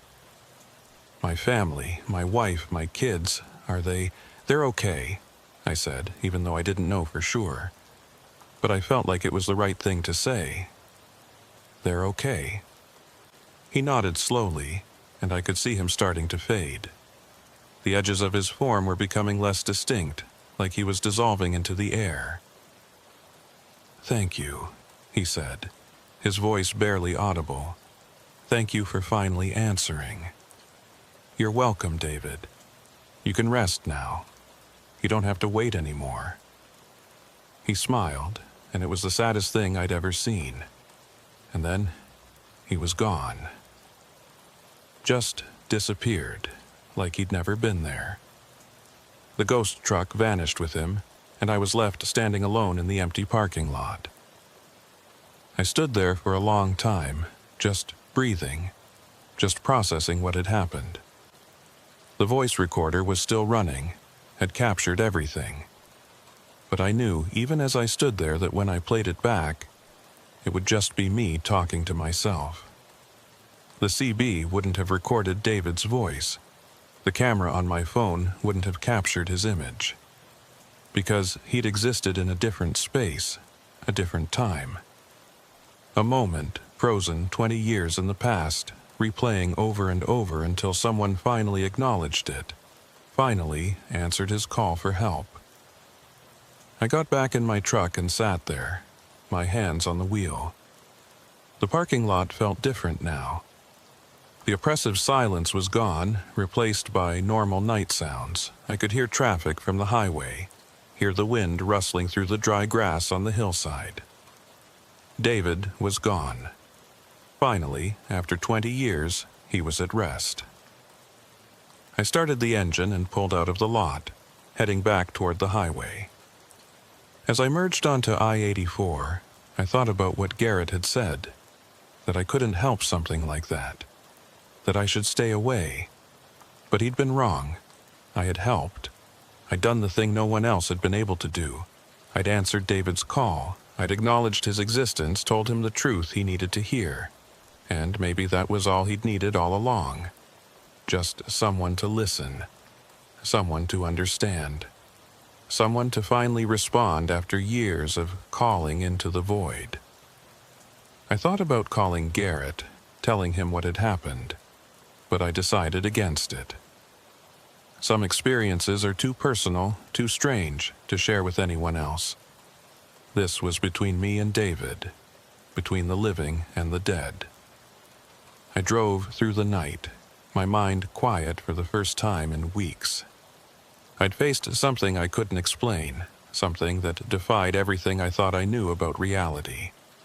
And I'd come out the other side. Or so I thought. It wasn't until 3 nights later, when I was hauling a load through Nevada, that I started to wonder if I'd made a mistake. I was stopped at a rest area, a different one this time, miles away from Idaho. I was in my bunk, trying to sleep when I heard it. A voice on the CB. Faint, distorted, but familiar. "Help me, please." I sat up, my heart racing. No, it couldn't be. David was gone. I'd helped him. He was at rest. I climbed into the front seat and looked at the CB. It was on, showing activity on channel 19, and the voice was getting clearer. "Miguel, can you hear me? It's so cold. I need help." My blood ran cold. It was David's voice, the same voice I'd heard in that parking lot in Idaho. "David," I said into the mic, my voice shaking. "Is that you?" "Yes. Yes, it's me. I'm so cold. Where are you? Why did you leave me?" "I didn't leave you. You were gone. You vanished." "I don't understand." I'm still here. I'm still waiting. Please, you said you'd help me." I stared at the CB, my mind racing. This couldn't be happening. I'd helped him. I'd set him free, unless I hadn't. Unless all I'd done was make contact, make him aware that someone could hear him. And now he was following me, still calling for help, still trapped in his moment of death. "David, listen to me. I'm not at the rest area anymore. I'm hundreds of miles away. But I can hear you. I can hear your voice. You're close. I know you are. Please, just come back. Just help me." I turned off the CB, my hands shaking. But I could still hear his voice, faint but persistent, coming from somewhere outside the truck.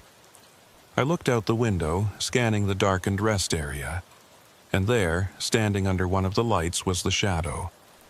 The same translucent figure I'd seen in Idaho, watching me. I locked the doors and started the engine.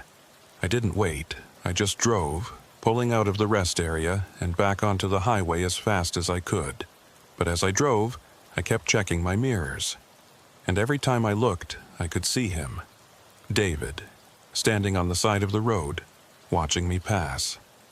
Always in the same position, head down, hands at his sides. Following me. I drove straight through to Denver, not stopping except for fuel and food, and even then only at busy places with lots of people around. Every time I checked my mirrors, I half expected to see him standing there. David, the ghost I'd tried to help. But he was gone, or at least he wasn't visible anymore. The CB stayed silent. The shadows stayed normal. Whatever had happened at that rest area in Nevada, it hadn't followed me beyond that night. Or so I wanted to believe. I delivered my load and took 3 days off, holed up in a cheap motel room trying to figure out what to do. I'd made contact with something I shouldn't have. I'd opened a door I didn't know how to close. On the 4th day, I got a call from my dispatcher. They had a load heading from Denver back to Boise. I almost said no. Almost told them I was done with Idaho routes, done with anything that would take me near that rest area. But refusing would raise questions I wasn't ready to answer. So I said yes, and I planned my route carefully, making sure I'd hit that stretch of I-84 during daylight hours when the rest area would be full of normal people living normal lives. I left Denver at 4 a.m., pushing hard to make time. The sun was up by the time I hit the Idaho border, bright and warm, burning off the morning fog. I felt better in the daylight, safer. I passed the rest area just after noon. The parking lot was full, families having picnics, RVs pulled in for a break, dogs running around on the grass. Everything looked perfectly normal. I didn't stop. I kept driving, my eyes straight ahead, refusing to look at the restroom building or the spot where David's truck had been parked. But as I passed the exit, I caught a glimpse of something in my mirror. Just for a second, barely visible in the bright sunlight. A figure standing near the building, watching the highway. I told myself it was just another traveler, someone stretching their legs, enjoying the sunshine, nothing more, but I knew better. I made my delivery in Boise and picked up a return load heading back east. This time, I planned to hit that rest area at night. I know it sounds crazy, but I needed to know. I needed to understand what was happening. Whether David was still there, whether I'd helped him, or just made things worse. I timed it perfectly. I pulled into the rest area just after midnight, 3 weeks to the day since I'd first spoken to David. The parking lot was empty again, just like before. The lights cast their familiar yellow glow across the pavement. I sat in my truck for a long time, gathering my courage. Finally, I grabbed my flashlight and voice recorder and climbed out. The silence was absolute, just like before. No highway noise, no wind, nothing. I walked toward the restroom building, my footsteps echoing in the stillness. "David?" I called out. "Are you here?" Nothing, just silence. I walked around the building to where I'd seen him before. The wall was blank, empty. No shadow, no ghost truck, nothing. David, if you can hear me, please respond. I need to know if you're still here. I need to know if I helped you or if you're still trapped. The temperature dropped, but only slightly. Not the dramatic plunge I'd experienced before. Just a gentle cooling, like someone had opened a window. And then I heard it. Not on the CB this time, but directly in the air around me. A whisper, so faint I could barely make it out. Thank you. I spun around, trying to locate the source. David, is that you? Thank you for listening. Thank you for trying. The voice was different now. Calmer. Peaceful. Not desperate or afraid. Are you okay? I asked. Are you at rest? A pause, and then, I'm leaving. I can feel it. I'm finally leaving. Where are you going? I don't know. But it's warm there. It's not cold anymore. Relief flooded through me. I'm glad. I'm sorry I couldn't help you sooner. I'm sorry you had to wait so long. You did help. You heard me. After all these years, someone finally heard me. That's all I needed. The air around me started to warm, the cold dissipating like fog in sunlight. I could feel him fading, moving on to wherever it was that ghosts go when they finally let go. David, wait. Before you go, I need to know. Why did you follow me? Why did I see you at that rest area in Nevada? Another pause, longer this time. When he spoke again, his voice was fainter, like he was speaking from a great distance. I wasn't following you. That wasn't me. That was something else. Something that's been here longer than I have. My blood ran cold. What do you mean? What else is here? This place. It's not just me. There are others, trapped like I was. Some of them don't even remember who they were. They're just echoes, shadows. And some of them are angry. Angry at what? At being forgotten, at being left behind, at dying alone. I thought about the shadow I'd seen in Nevada, the voice on the CB that had sounded like David but somehow wasn't quite right. David, did I make a mistake? Did I wake something up that should have stayed asleep? His voice was barely audible now, fading with every word. No. You did the right thing. You gave me peace. But be careful, Miguel. This rest area isn't the only place like this. There are spots all over these highways where the veil is thin, where the past and present touch. And not all the things trapped there are as harmless as I was. How do I know which places are dangerous? You'll feel it, like you felt it here. That wrongness in the air, that silence that's too heavy. Trust your instincts. And if you ever hear someone calling for help on the CB late at night, someone who sounds lost and afraid, think carefully before you answer.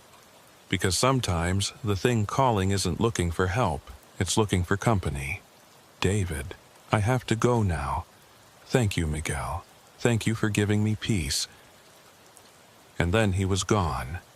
Not faded, not disappeared gradually, just gone. One moment I could feel his presence, and the next there was nothing. Just normal night air, and the distant sound of traffic on the highway. I stood there for a long time, processing what he'd said. There were other places like this, other rest areas, other stretches of highway where the dead lingered. And I'd stumbled onto one of them, had made contact with something that existed between worlds. I walked back to my truck, my mind racing. I should have felt relieved. I'd helped David, given him the peace he needed. That was a good thing. But his warning echoed in my head. Not all the things trapped there are as harmless as I was. I climbed into my truck and sat there, staring at the empty parking lot. And that's when I noticed it. The restroom building lights were off, all of them. not just the interior lights. The whole building was dark. But the parking lot lights were still on, still glowing that sickly yellow, still illuminating everything around them. I looked closer at the building and my stomach dropped. The door was open, wide open, and there was something moving inside. I couldn't see what it was, just a shifting darkness, like smoke moving against a wall, but I could feel it watching me, could feel its attention focused on my truck, on me. David's words came back. Some of them are angry. I started the engine, my hands shaking. The darkness inside the building shifted, and for just a moment, I saw it clearly. A figure, but not like David had been. This one was wrong, distorted. Its shape didn't make sense, like it was several people overlapping, existing in the same space, and it was moving toward the door. I hit the gas before it could emerge, my truck lurching forward. I swung around toward the exit, my tires squealing on the pavement. In my mirror, I could see the darkness spilling out of the building, spreading across the parking lot like oil. I hit the exit ramp doing 50, way too fast, the trailer swaying dangerously behind me. I didn't slow down until I was back on the highway, merging into traffic with my heart pounding and my breath coming in gasps. I drove for an hour before I dared to look in my mirrors again. The highway behind me was empty, just normal darkness and the glow of taillights in the distance. But I couldn't shake the image of that thing in the restroom building. That darkness that had seemed to watch me with something that wasn't quite eyes. I pulled into a truck stop in Mountain Home and sat there until sunrise. My doors locked, my windows up, jumping at every sound. When the sun finally came up, I felt brave enough to get out and walk around. Everything looked normal. Other trucks were pulling in and out, drivers heading for coffee and breakfast, the day shift taking over from the night. No shadows, no ghosts, no darkness that moved on its own. I went inside and bought the strongest coffee they had. I sat at the counter and tried to eat, but my appetite was gone. The waitress asked if I was okay, said I looked pale. I told her I was just tired. When I finally got back on the road, I made a decision. I was done with that rest area. Done with trying to understand what was there. Done with investigating the paranormal. I'd helped David, and that was good, but I'd also seen things I didn't want to see again. Garrett had been right. Some places you just stay away from. But David's warning stayed with me. There are spots all over these highways where the veil is thin. How many of them were there? How many rest areas? How many truck stops? How many stretches of lonely highway had claimed lives over the years? How many ghosts were trapped in those places, calling out for help that would never come? I started paying more attention after that. To the feeling I'd get sometimes when I pulled into a rest area late at night. That sense of wrongness, of silence that was too heavy. When I felt it, I'd leave. I didn't care how tired I was, didn't care if it added hours to my trip. I just left, and I started noticing a pattern. Certain places had that feeling more than others. Remote rest areas, old truck stops that had been around for decades, stretches of highway that ran through empty country where cell service was spotty and help was far away. I began documenting them, keeping a notebook with locations and dates and descriptions of what I'd felt or seen. I didn't share it with anyone. It was just for me, a record of the places I needed to avoid. But I couldn't avoid all of them. Sometimes, dispatch would give me a load that took me through one of those spots, and I'd have to make a choice. Drive through at night and risk encountering something, or wait until daylight and be late with my delivery. Usually I chose to wait, but there was one time, about 2 months after David, when I didn't have a choice. It was an urgent medical shipment, time-sensitive cargo that needed to get from Boise to a hospital in Billings. I had a narrow window to make the delivery, and the route took me straight through northwestern Wyoming on US 20, a lonely highway that cut through some of the most remote country in the lower 48. I'd driven that road before, always during the day, but this time I was going to hit it at midnight, and I already knew how it was going to feel. I tried to talk dispatch into finding another driver, but there was no one else available with the right equipment and the right certifications. It had to be me. So I took the load, and I headed east from Boise with a sense of dread settling in my stomach like a stone. The drive started out fine. Traffic was light, the weather clear. But as I got closer to Wyoming, as the sun went down and darkness settled over the landscape, I could feel it. That familiar wrongness, that heaviness in the air. I crossed the Idaho-Wyoming border just after 11 p.m. The highway stretched out ahead of me, empty and dark, cutting through miles of nothing. No towns, no gas stations, no lights except my own headlights and the stars overhead.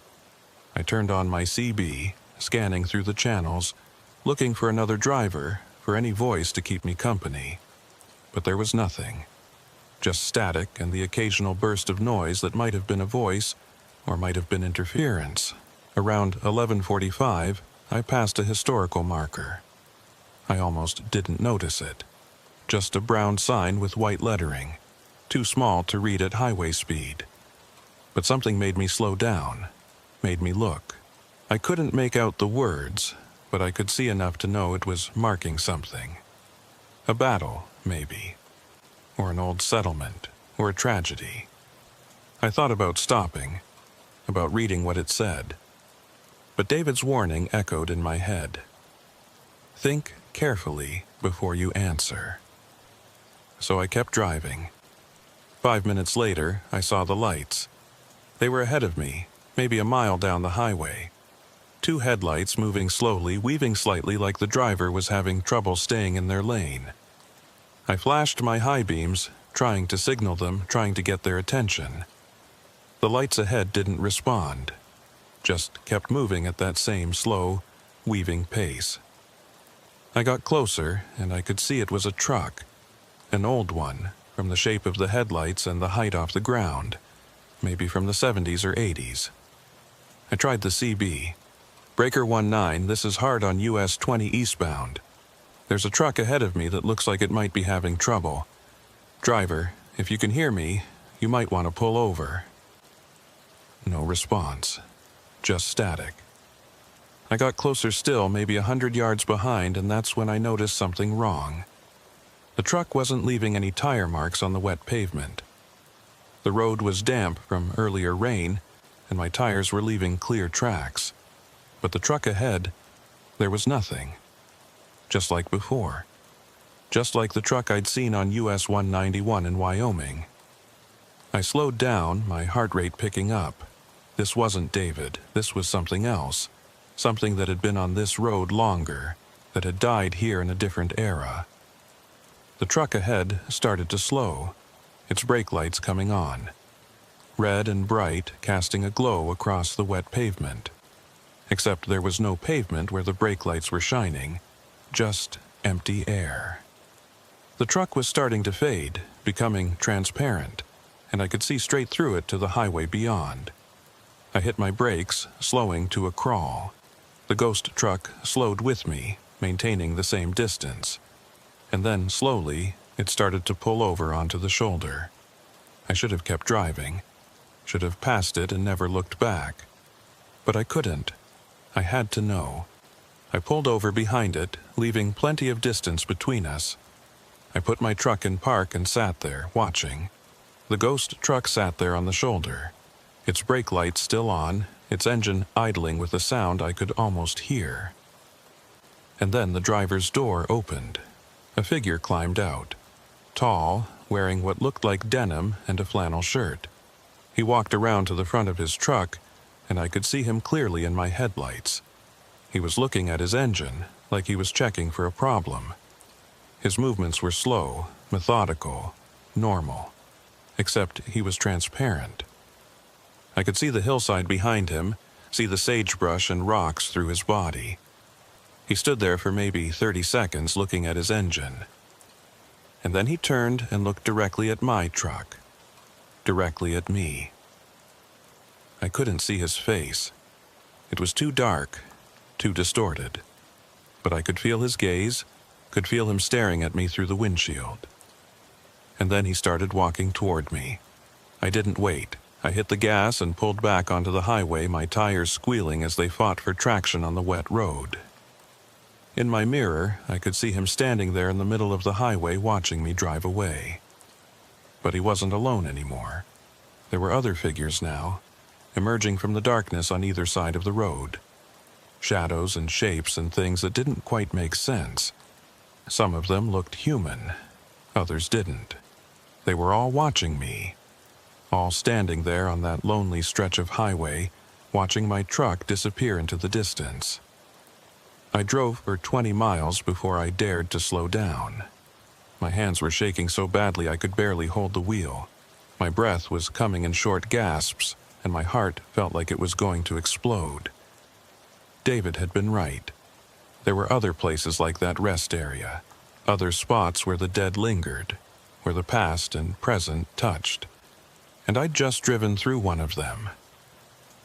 I made my delivery in Billings just before dawn, dropped the cargo, and headed straight home.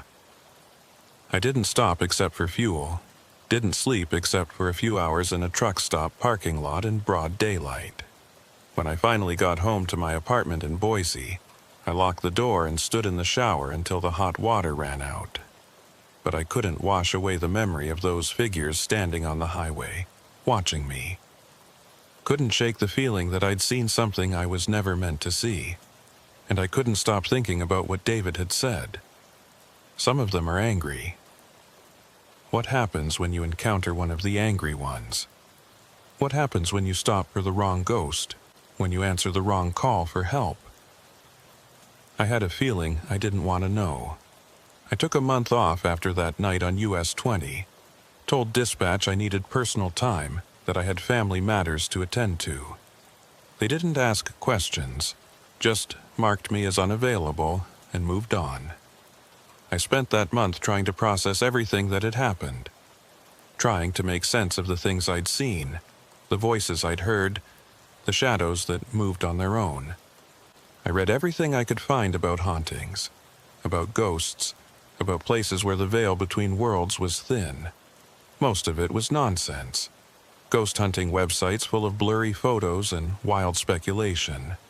Forums where people claimed to have seen angels or demons or interdimensional beings. But buried in all that noise, I found a few things that rang true. Stories from other drivers who'd had experiences similar to mine. Accounts of rest areas and truck stops that felt wrong, where people saw things that couldn't be explained. One forum post in particular caught my attention. It was from a retired driver named Frank Delgado, and he'd been hauling freight for over 40 years. He claimed to have a list of locations across the western United States where drivers had reported paranormal activity. Rest areas, stretches of highway, truck stops, places where people had died alone, where tragedies had occurred, where the boundary between the living and the dead was somehow compromised. I sent him a private message asking if he'd be willing to share his list. To my surprise, he responded within hours. "I've been waiting for someone to ask," he wrote.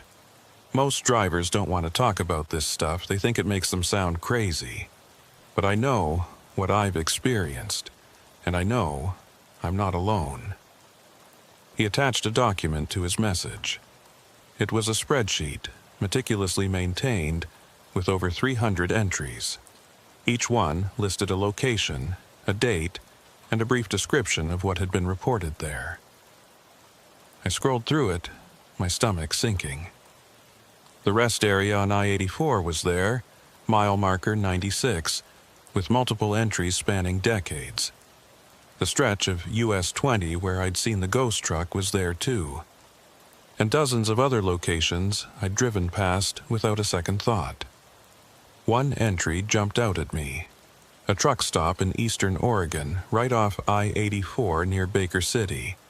The description was simple. Shadow figures. Voices on CB, feeling of being watched, multiple reports from 95 present. I'd stopped there, just 2 weeks before my experience with David. I'd pulled in late at night, grabbed a coffee and a sandwich, and gotten back on the road. I hadn't noticed anything unusual at the time, but now I wondered if I'd just been lucky. If I'd left before, whatever was there had decided to make itself known. Frank's next message came through while I was still reading the list. I put this together over the years, collecting stories from drivers I met on the road. Some of them wouldn't let me use their names. Some of them made me promise never to share it publicly. But I think it's important that people know, that they're warned. What causes it? I asked. Why are these specific places haunted? His response came quick. Death, loneliness, despair. These highways have been around for decades, some of them for over a century if you count the original wagon routes. Thousands of people have died on these roads. Accidents, breakdowns, exposure, violence, and some of them, the ones who died alone and afraid, they get stuck. They can't move on. They're trapped in that moment, in that place, reliving it over and over. I thought about David, frozen to death in his truck, calling for help that never came. About the driver on US 20, broken down on the side of the road, waiting for someone to stop. About all the others, hundreds of them trapped in moments of tragedy and fear. Is there any way to help them? I asked. Sometimes, Frank wrote. If you can make contact, if you can acknowledge them, sometimes that's enough to set them free. Like you did with David Kowalski. But other times they don't want to be helped. They're too far gone, too lost in their own deaths. And those are the dangerous ones. Dangerous how? They want company. They want someone to share their suffering. And if you get too close, if you let them in, they'll try to trap you there with them. I've heard stories of drivers who stopped at the wrong rest area, who answered the wrong call on the CB, and were never seen again. Officially, they're listed as missing persons, runaways or victims of foul play. But I think they're still there, at those locations, trapped just like the ghosts they tried to help. I sat back from my computer, my mind reeling. People trapped by ghosts. Drivers who'd vanished trying to help, only to become ghosts themselves. How do you know which ones are safe to help? I asked. You don't, Frank wrote. That's the problem. You can't tell the difference between someone like David who just needs to be acknowledged and something darker that wants to drag you down with it. My advice, stay away from all of them. When you feel that wrongness, that heaviness in the air, just keep driving.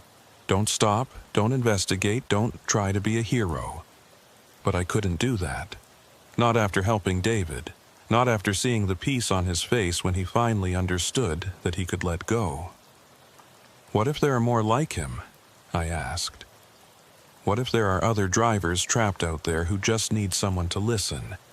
Someone to help them understand what happened? Frank's response took a long time to come through. When it did, I could feel the weight of his experience behind the words. Then you have to be very, very careful. You have to learn to tell the difference between the ones who want help and the ones who want to hurt you. And even then you might get it wrong. You might stop for someone who seems harmless and find out too late that they're not. How do you tell the difference? The harmless ones are sad, confused. They don't understand what happened to them. They're still calling for help in the same way they did when they were alive. The dangerous ones are different. They're angry, aggressive. They don't ask for help, they demand it. They don't appear confused, they appear hostile. And they usually appear in groups, not alone like David was, but in clusters. Multiple figures, multiple shadows. I thought about the figures I'd seen on US 20, the way they'd emerged from the darkness on both sides of the road.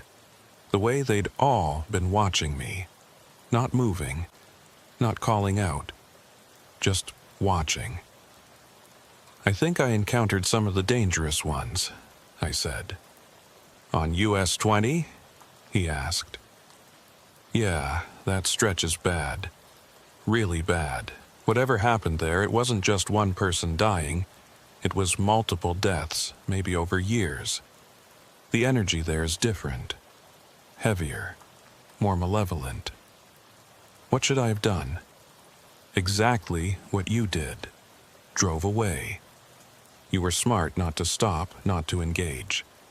Some places, the best thing you can do is acknowledge that they're there, and then leave them alone." I thanked Frank for his time and his information. We exchanged a few more messages over the next few days, and he shared more stories with me. Tales of other drivers who'd had experiences like mine, who'd seen things they couldn't explain on lonely highways. One story in particular stayed with me. A driver named Marcus had pulled into a rest area in New Mexico late one night. He'd heard voices on his CB, multiple people all talking at once, all calling for help. He'd stepped outside to investigate and had seen dozens of figures standing in the parking lot. Men, women, even children. All of them translucent, all of them watching him.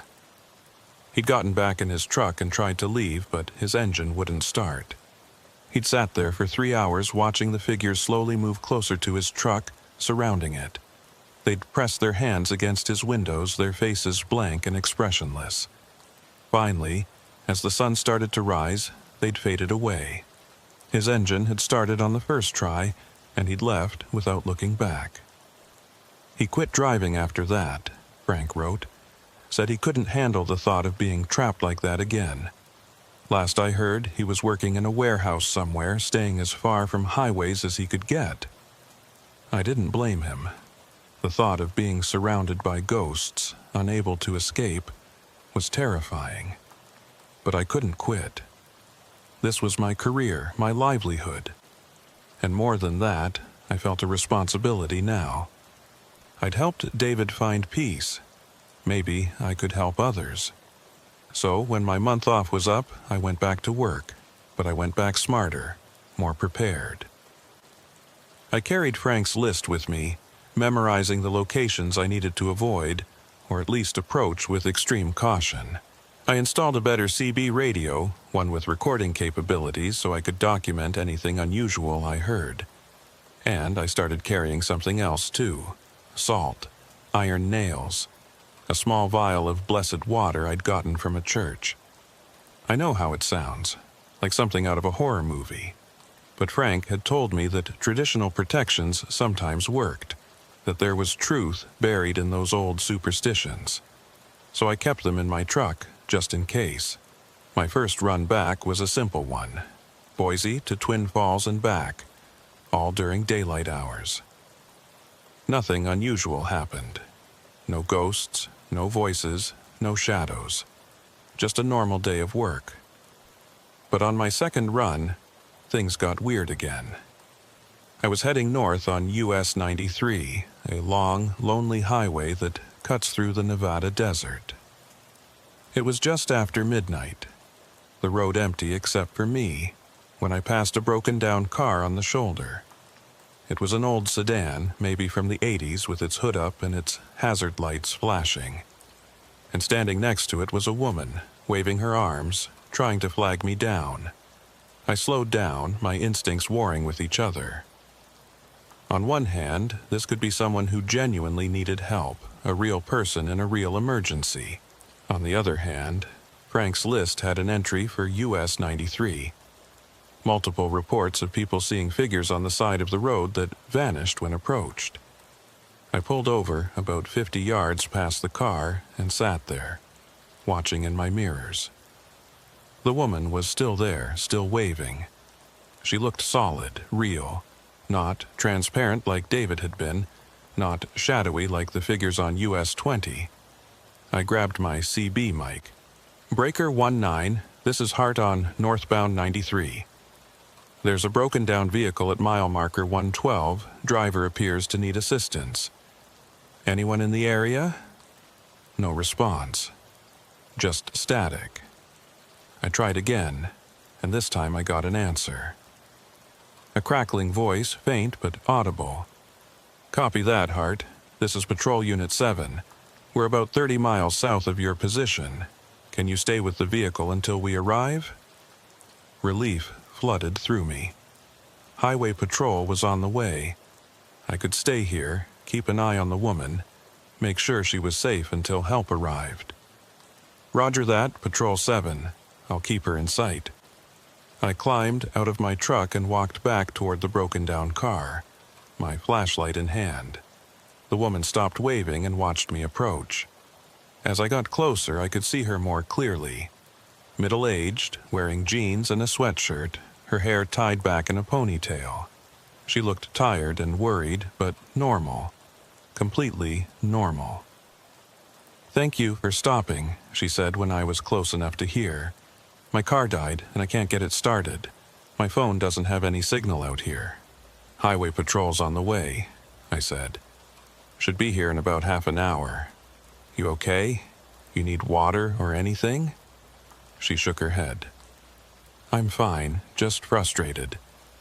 I was heading to Jackpot, supposed to meet some friends, and now I'm going to be really late." We talked for a few minutes, just small talk, while we waited. She told me her name was Linda, that she lived in Elko, that her car had been giving her trouble for weeks, and she should have gotten it fixed sooner. Everything seemed normal. She seemed normal. I started to relax, started to think that maybe this was just what it appeared to be. A stranded motorist, nothing more. And then I noticed her shadow.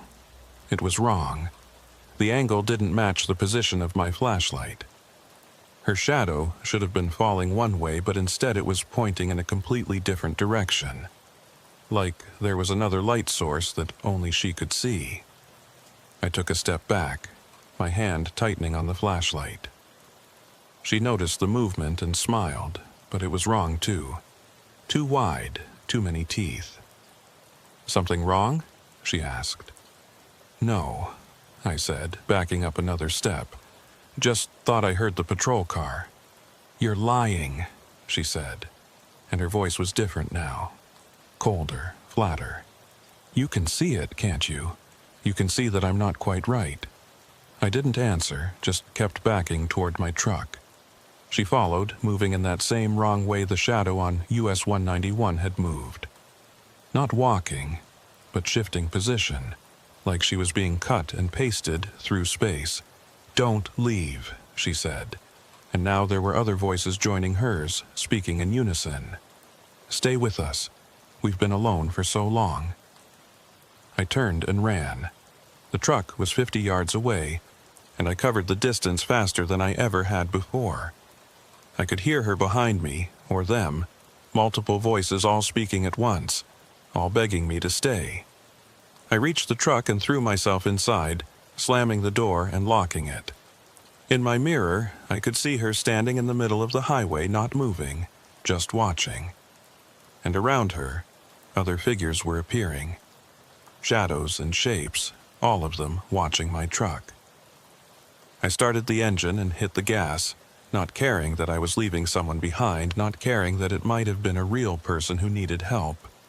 Because I knew it wasn't. I knew what I'd seen. The figures didn't follow, they just stood there in the highway, growing smaller in my mirror as I drove away. And after a mile or so, they vanished entirely, like they'd never been there. I called Highway Patrol on my CB, asked if Unit 7 was still heading to mile marker 112. The dispatcher said there was no Unit 7 in that area, that they hadn't received any calls about a stranded motorist. The voice I'd heard on the CB hadn't been real, just another trick, another attempt to get me to stop, to stay, to become one of them.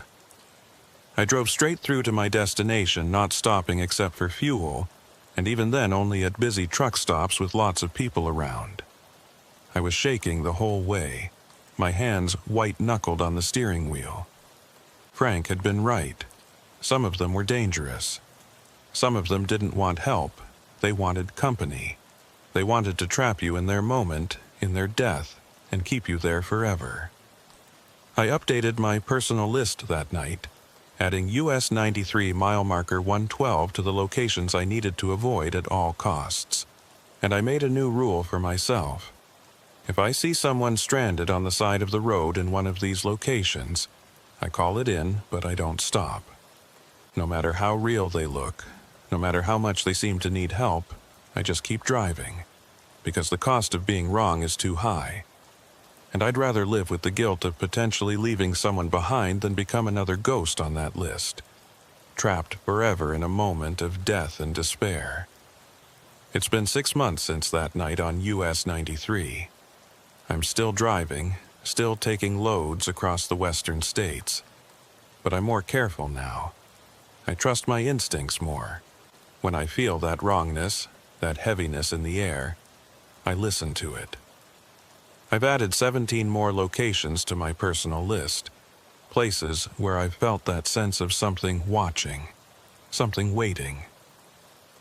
I avoid them when I can, and when I can't, I drive through as quickly as possible, my eyes straight ahead, my CB turned off.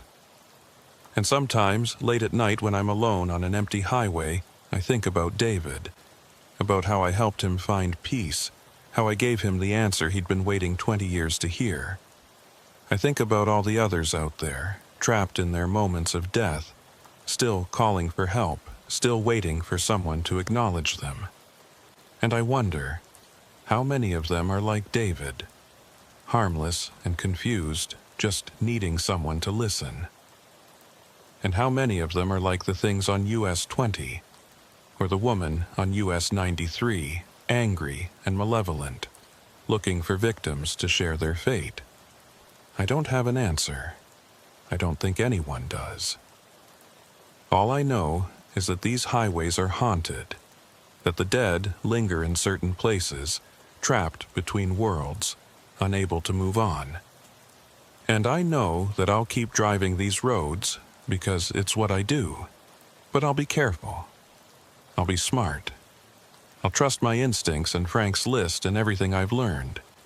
Because out here, on these lonely highways in the dead of night, the line between the living and the dead is thinner than most people realize, and sometimes that line disappears entirely.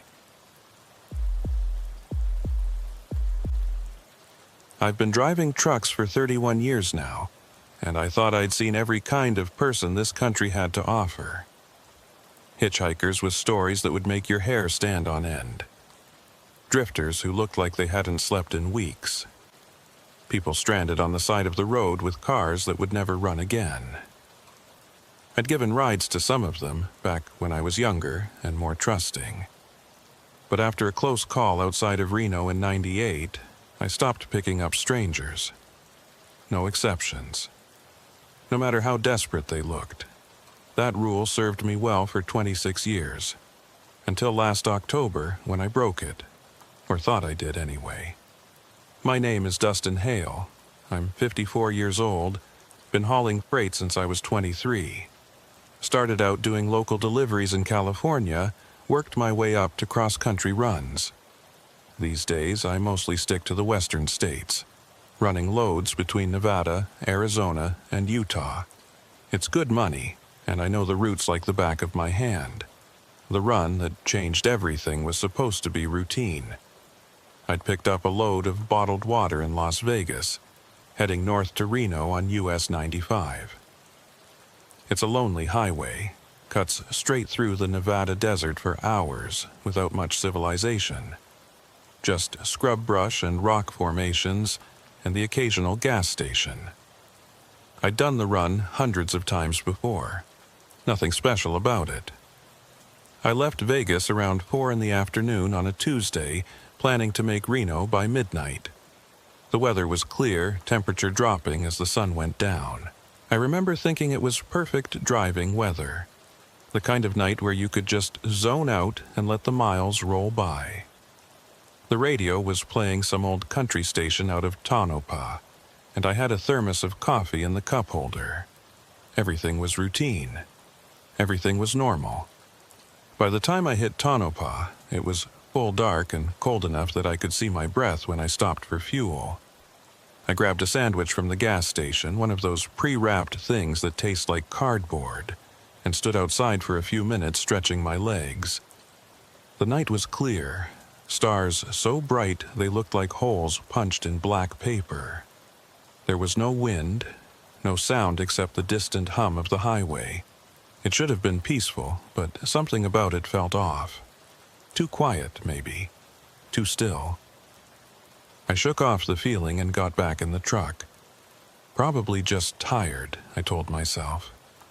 You drive long enough, you start imagining things, start seeing patterns where there aren't any.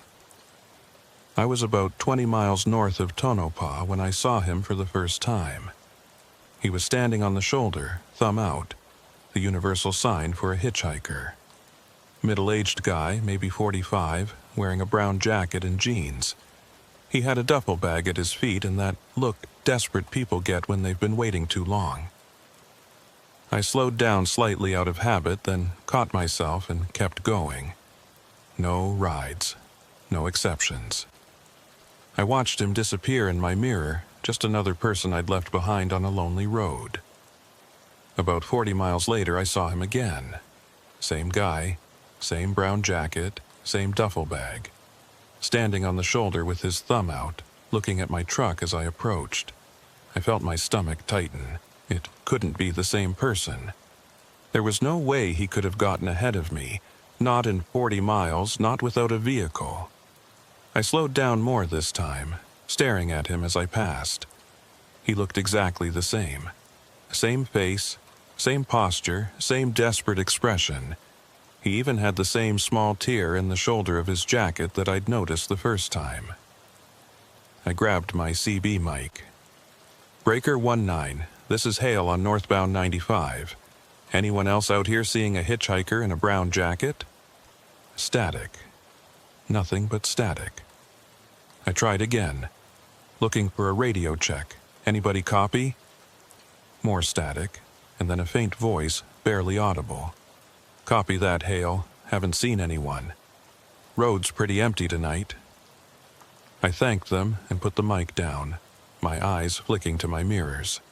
The hitchhiker was already out of sight, swallowed by the darkness behind me. I told myself it wasn't the same guy. Nevada's full of people down on their luck, and a brown jacket isn't exactly uncommon. It was just a coincidence. Two different people who happened to look similar. But I couldn't shake the feeling that something was off.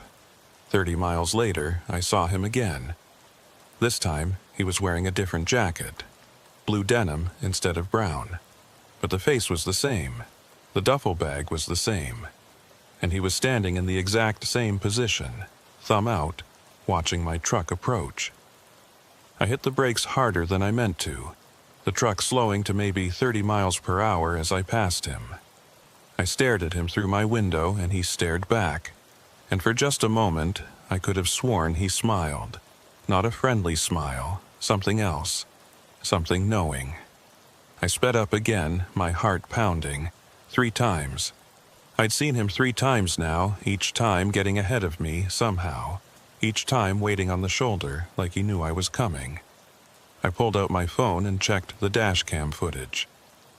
I'd installed the camera about a year ago, and it had saved me from more than one insurance scam. If this guy was really appearing multiple times, the camera would have caught it. I rewound to the first sighting and watched the footage. The highway stretched out ahead of me, empty. No hitchhiker, no person at all. Just bare shoulder and desert scrub. I checked the second sighting. Same thing. Empty road. My hands were shaking as I checked the third sighting. I could remember seeing him clearly, could remember the blue denim jacket, the way he'd smiled at me, but on the camera, there was nothing. Just empty highway. I put my phone down and focused on driving. This wasn't real. It couldn't be real. I was tired, that was all. My mind was playing tricks on me, making me see things that weren't there. But when I saw him the 4th time, I knew I wasn't imagining it. He was standing in the middle of the road this time, not on the shoulder, right in the center of the northbound lane, blocking my path. And he was wearing the brown jacket again, the one from the first sighting. I slammed on the brakes, the truck shuddering as the ABS kicked in. I came to a stop maybe 15 feet from him, my headlights illuminating him clearly. He didn't move, just stood there, looking at me, his hand raised like he was asking me to stop. I sat there, frozen, my hands gripping the wheel. Up close, I could see more details.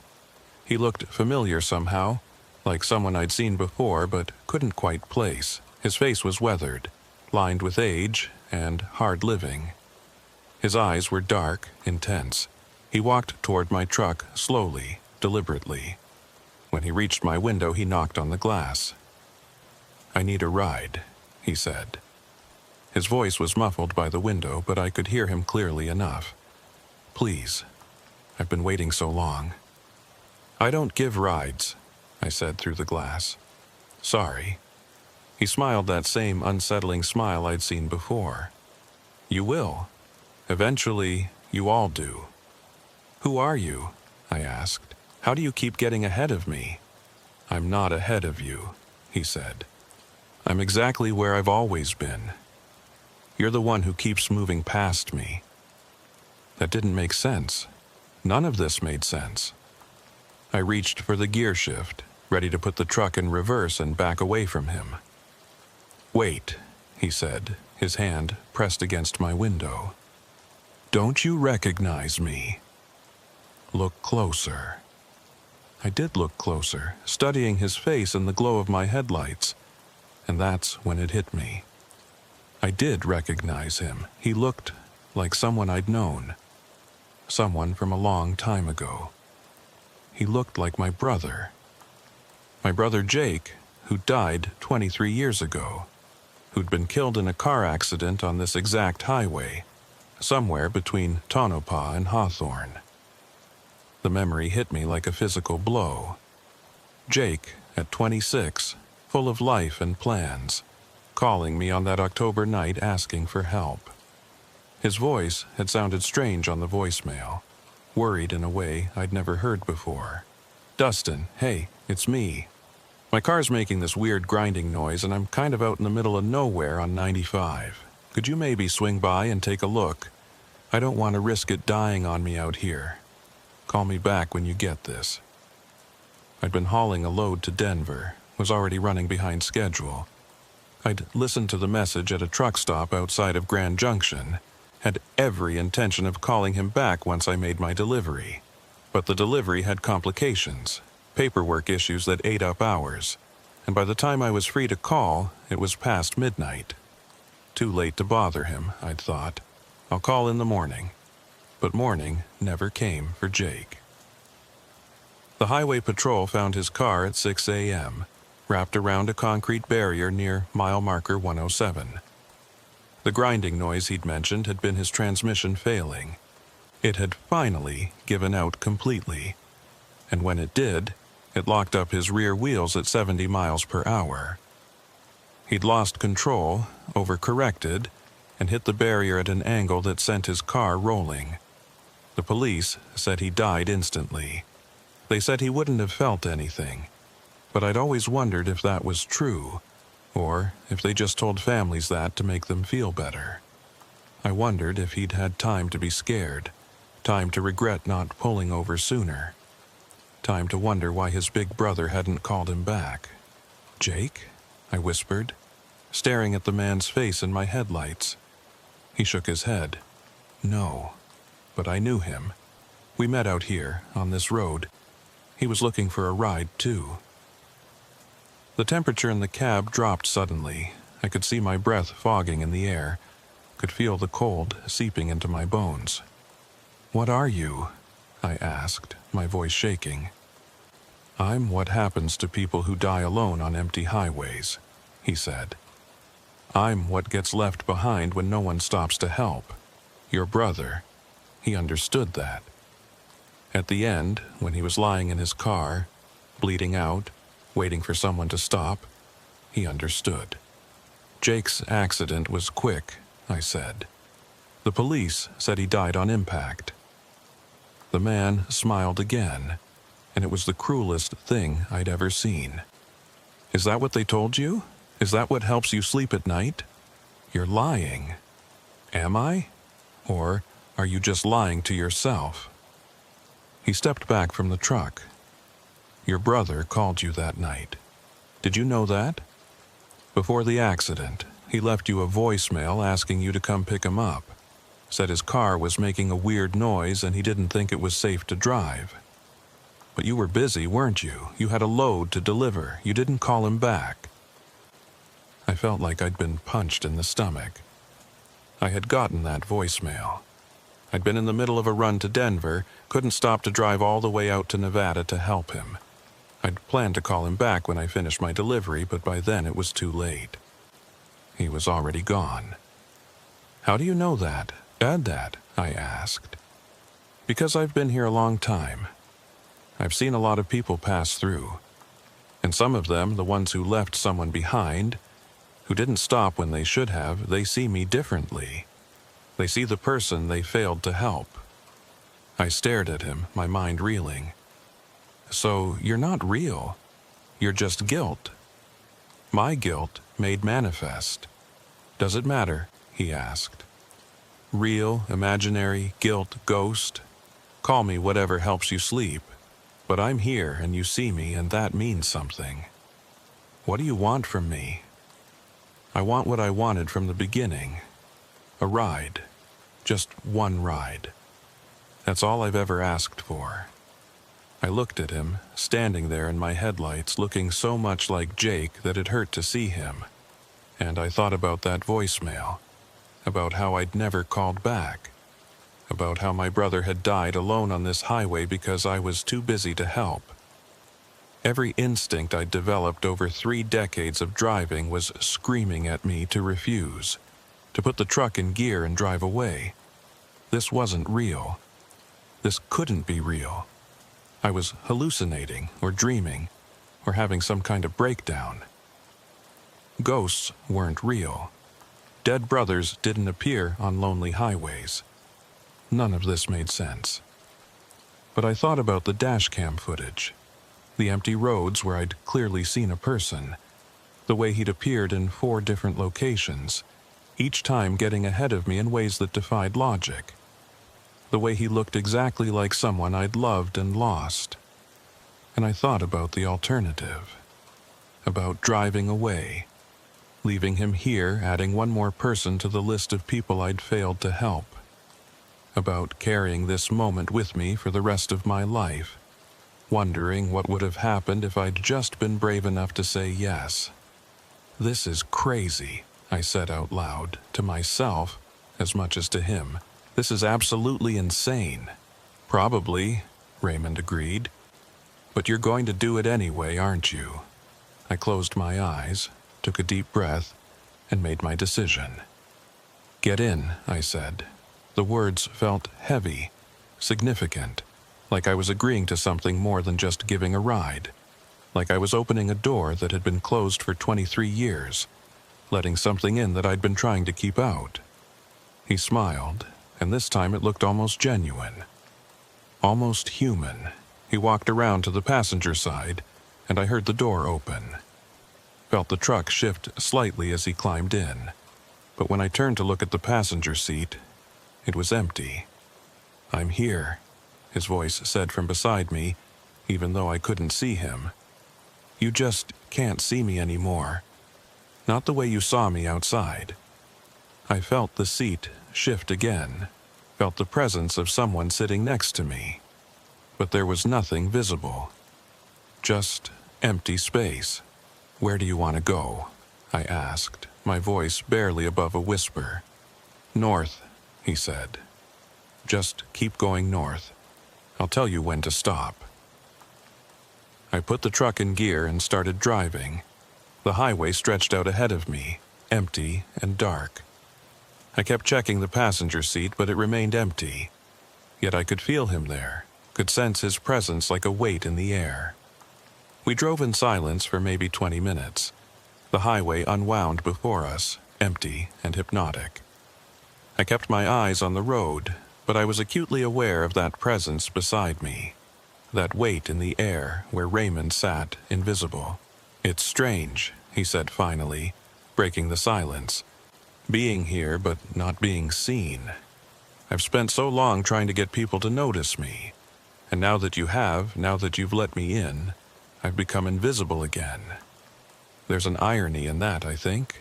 How long have you been out here?" I asked. 32 years, you said? 32 years, 4 months, and 17 days. You lose track of a lot when you're dead, but some numbers stay with you. The date you died, the number of cars that passed you by, the number of faces you saw through windows, people who looked right at you and then looked away. What's it like, being stuck like that? He was quiet for a moment, and when he spoke, his voice was distant. It's like being trapped in a single moment, but you're aware of all the time passing around you. I can see the seasons change. I watch the highway get resurfaced, watch the mile markers get replaced. I see cars change, from the boxy sedans of the 90s to whatever those sleek electric things are that people drive now. But I'm always in that same moment, always dying of thirst, always desperate, always trying to flag someone down. That sounds like hell. It is. But you know what the worst part is? It's not the dying over and over, it's the hope. Every time a vehicle approaches, every single time, I think, this is it. This is the one that will stop. And when they don't, when they drive right past me or through me, it's like dying all over again.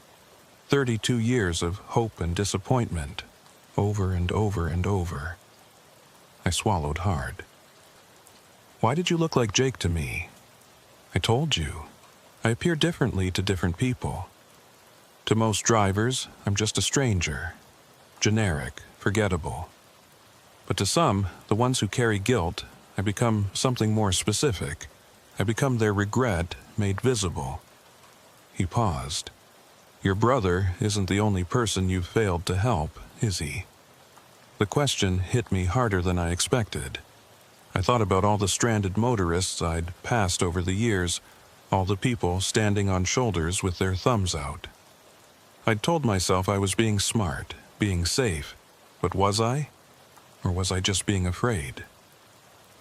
There was a woman, I said slowly.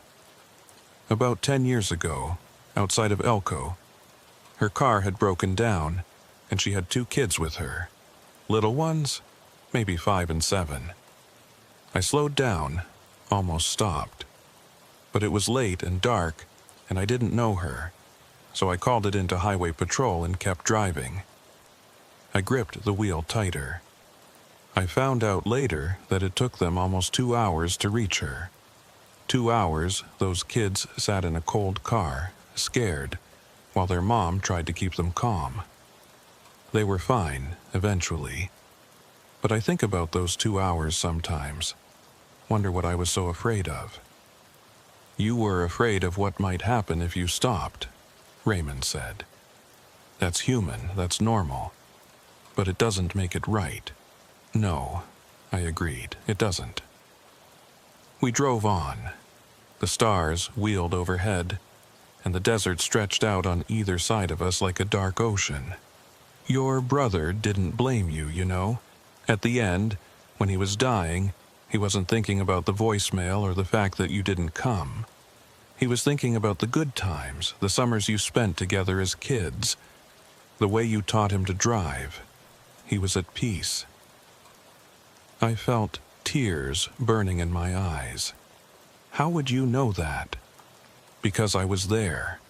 I saw him. We all see each other out here, those of us who got left behind. We're all connected in a way. Are you saying Jake is out here too? Like you? No. Jake moved on. He didn't get stuck like I did, like the others. He had people who loved him, who mourned him. That matters. It helps souls move on. He paused. I didn't have that. No one mourned me. No one even knew I was missing until weeks after I died. "What's your real name?" I asked. Raymond Kowalski." The name hit me like a punch. "David Kowalski's brother? You know about David?" "I know a driver who helped him find peace." Raymond was quiet for a long time. When he spoke again, his voice was thick with emotion. "David's gone? He's not here anymore?"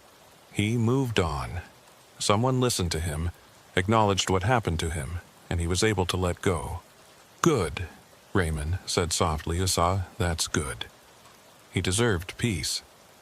He was a good man." "What about you?" I asked. "Can I help you the same way?" "No, it's different for me. David died waiting for help. I died because someone actively chose not to help. That leaves a different kind of mark." "What happened to you?" "I was hiking out in the desert, about 15 miles east of here. Got lost, ran out of water. I made it back to the highway eventually, but I was in bad shape. Dehydrated, delirious. I tried to flag down cars, trucks, anyone, but it was night and dark and people didn't stop. Either they didn't see me or they didn't want to take the risk." He paused. "One truck did slow down. The driver looked right at me. And then he kept going. I died 6 hours later, still trying to get someone's attention." "I'm sorry," I said. "It was 32 years ago, April 1992. I've been here ever since, waiting for someone to stop. And now you have. So, what happens now?" "Now I get to finish my journey. I was trying to get home to my wife. She was pregnant with our first child. I never got to meet my daughter." His voice cracked. "But maybe, after all these years, I can finally rest." The air in the cab was getting colder. I could see frost forming on the inside of the windshield, could feel ice crystals forming in my breath. "Stop here," Raymond said. I pulled over onto the shoulder. We were in the middle of nowhere, nothing but desert on all sides. The headlights illuminated scrub brush and rocks, and beyond that, just darkness stretching to the horizon. "This is where I died," he said. "Right here, on this spot." I looked around, trying to see what made this particular stretch of highway different from any other. But I couldn't see anything special about the location. Just empty highway and dark desert. No memorial, no marker, nothing to indicate that a man had lost his life here. "I can still remember it so clearly," Raymond continued, his voice soft and distant. "The way the sun felt when it came up that morning. I'd been out here all night, and I thought sunrise meant I was saved. Thought someone would see me in the daylight. But my vision was already going by then. Dehydration does that. Makes you see things that aren't there. Or maybe it makes you see things that are there but shouldn't be." "What do you mean?" "I saw my wife, standing right there, about 20 feet off the road. She was smiling at me, holding out her hand. I knew it wasn't really her. Knew she was back home in Reno waiting for me to call, but she looked so real. So I walked toward her thinking maybe if I could just reach her, everything would be okay." He paused. I made it about 5 steps before I collapsed. Lay there for another hour before my heart finally gave out. The whole time, I could hear cars passing on the highway. Could hear the whoosh of their tires on the asphalt. But none of them stopped. "I'm sorry," I said, and I meant it. "I'm sorry you had to go through that alone." "We all go through it alone in the end," Raymond said. "Death is a solitary business, but it's the dying that's hard. That's when you want someone with you. When you want a hand to hold, a voice to tell you it's going to be okay." I thought about Jake again, about him in that car, broken and bleeding. Had he been conscious at the end? Had he been scared? Had he wished for someone to be there with him? "Thank you for stopping," Raymond said. pulling me back to the present. "Thank you for finally stopping." "Will you be okay?" I asked. "Are you at rest now?" "I think so. I can feel it pulling at me now, that place where the others have gone. It's warm there, bright. Nothing like this cold, dark highway." He paused, and when he spoke again, his voice was filled with wonder. "I can see them.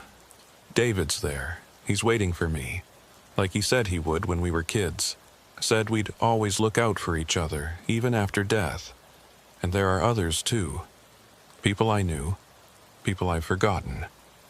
They're all there, and they're calling me home." I felt tears burning in my eyes. "Go then, go to them. You've waited long enough." "There's one more thing," Raymond said. "Your brother, Jake. He wants you to know something." My breath caught. "Jake is there? You can see him?"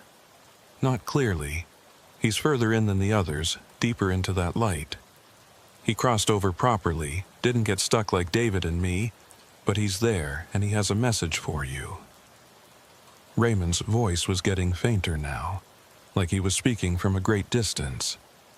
"He says to tell you that the grinding noise wasn't the transmission. It was the wheel bearing. It would have failed whether he was driving fast or slow, whether he kept going or pulled over. There was nothing you could have done. Nothing anyone could have done. It was just his time." The tears were flowing freely now, running down my cheeks and dripping onto my shirt. "Tell him I'm sorry. Tell him I should have called back. He knows, and he forgives you. He forgave you the moment it happened." Raymond's voice was barely a whisper now. "He says he's proud of you. Says you've lived a good life, helped a lot of people in your own way. And he's waiting for you when your time comes. But not yet. You've got more road to cover first. Raymond, I have to go now. Thank you, Dustin Hale. Thank you for giving me what I needed most. Not a ride, not really. Just acknowledgement. Just the knowledge that someone finally saw me, finally stopped, finally cared enough to help. That's all any of us really want in the end. To be seen, to matter." "You matter," I said.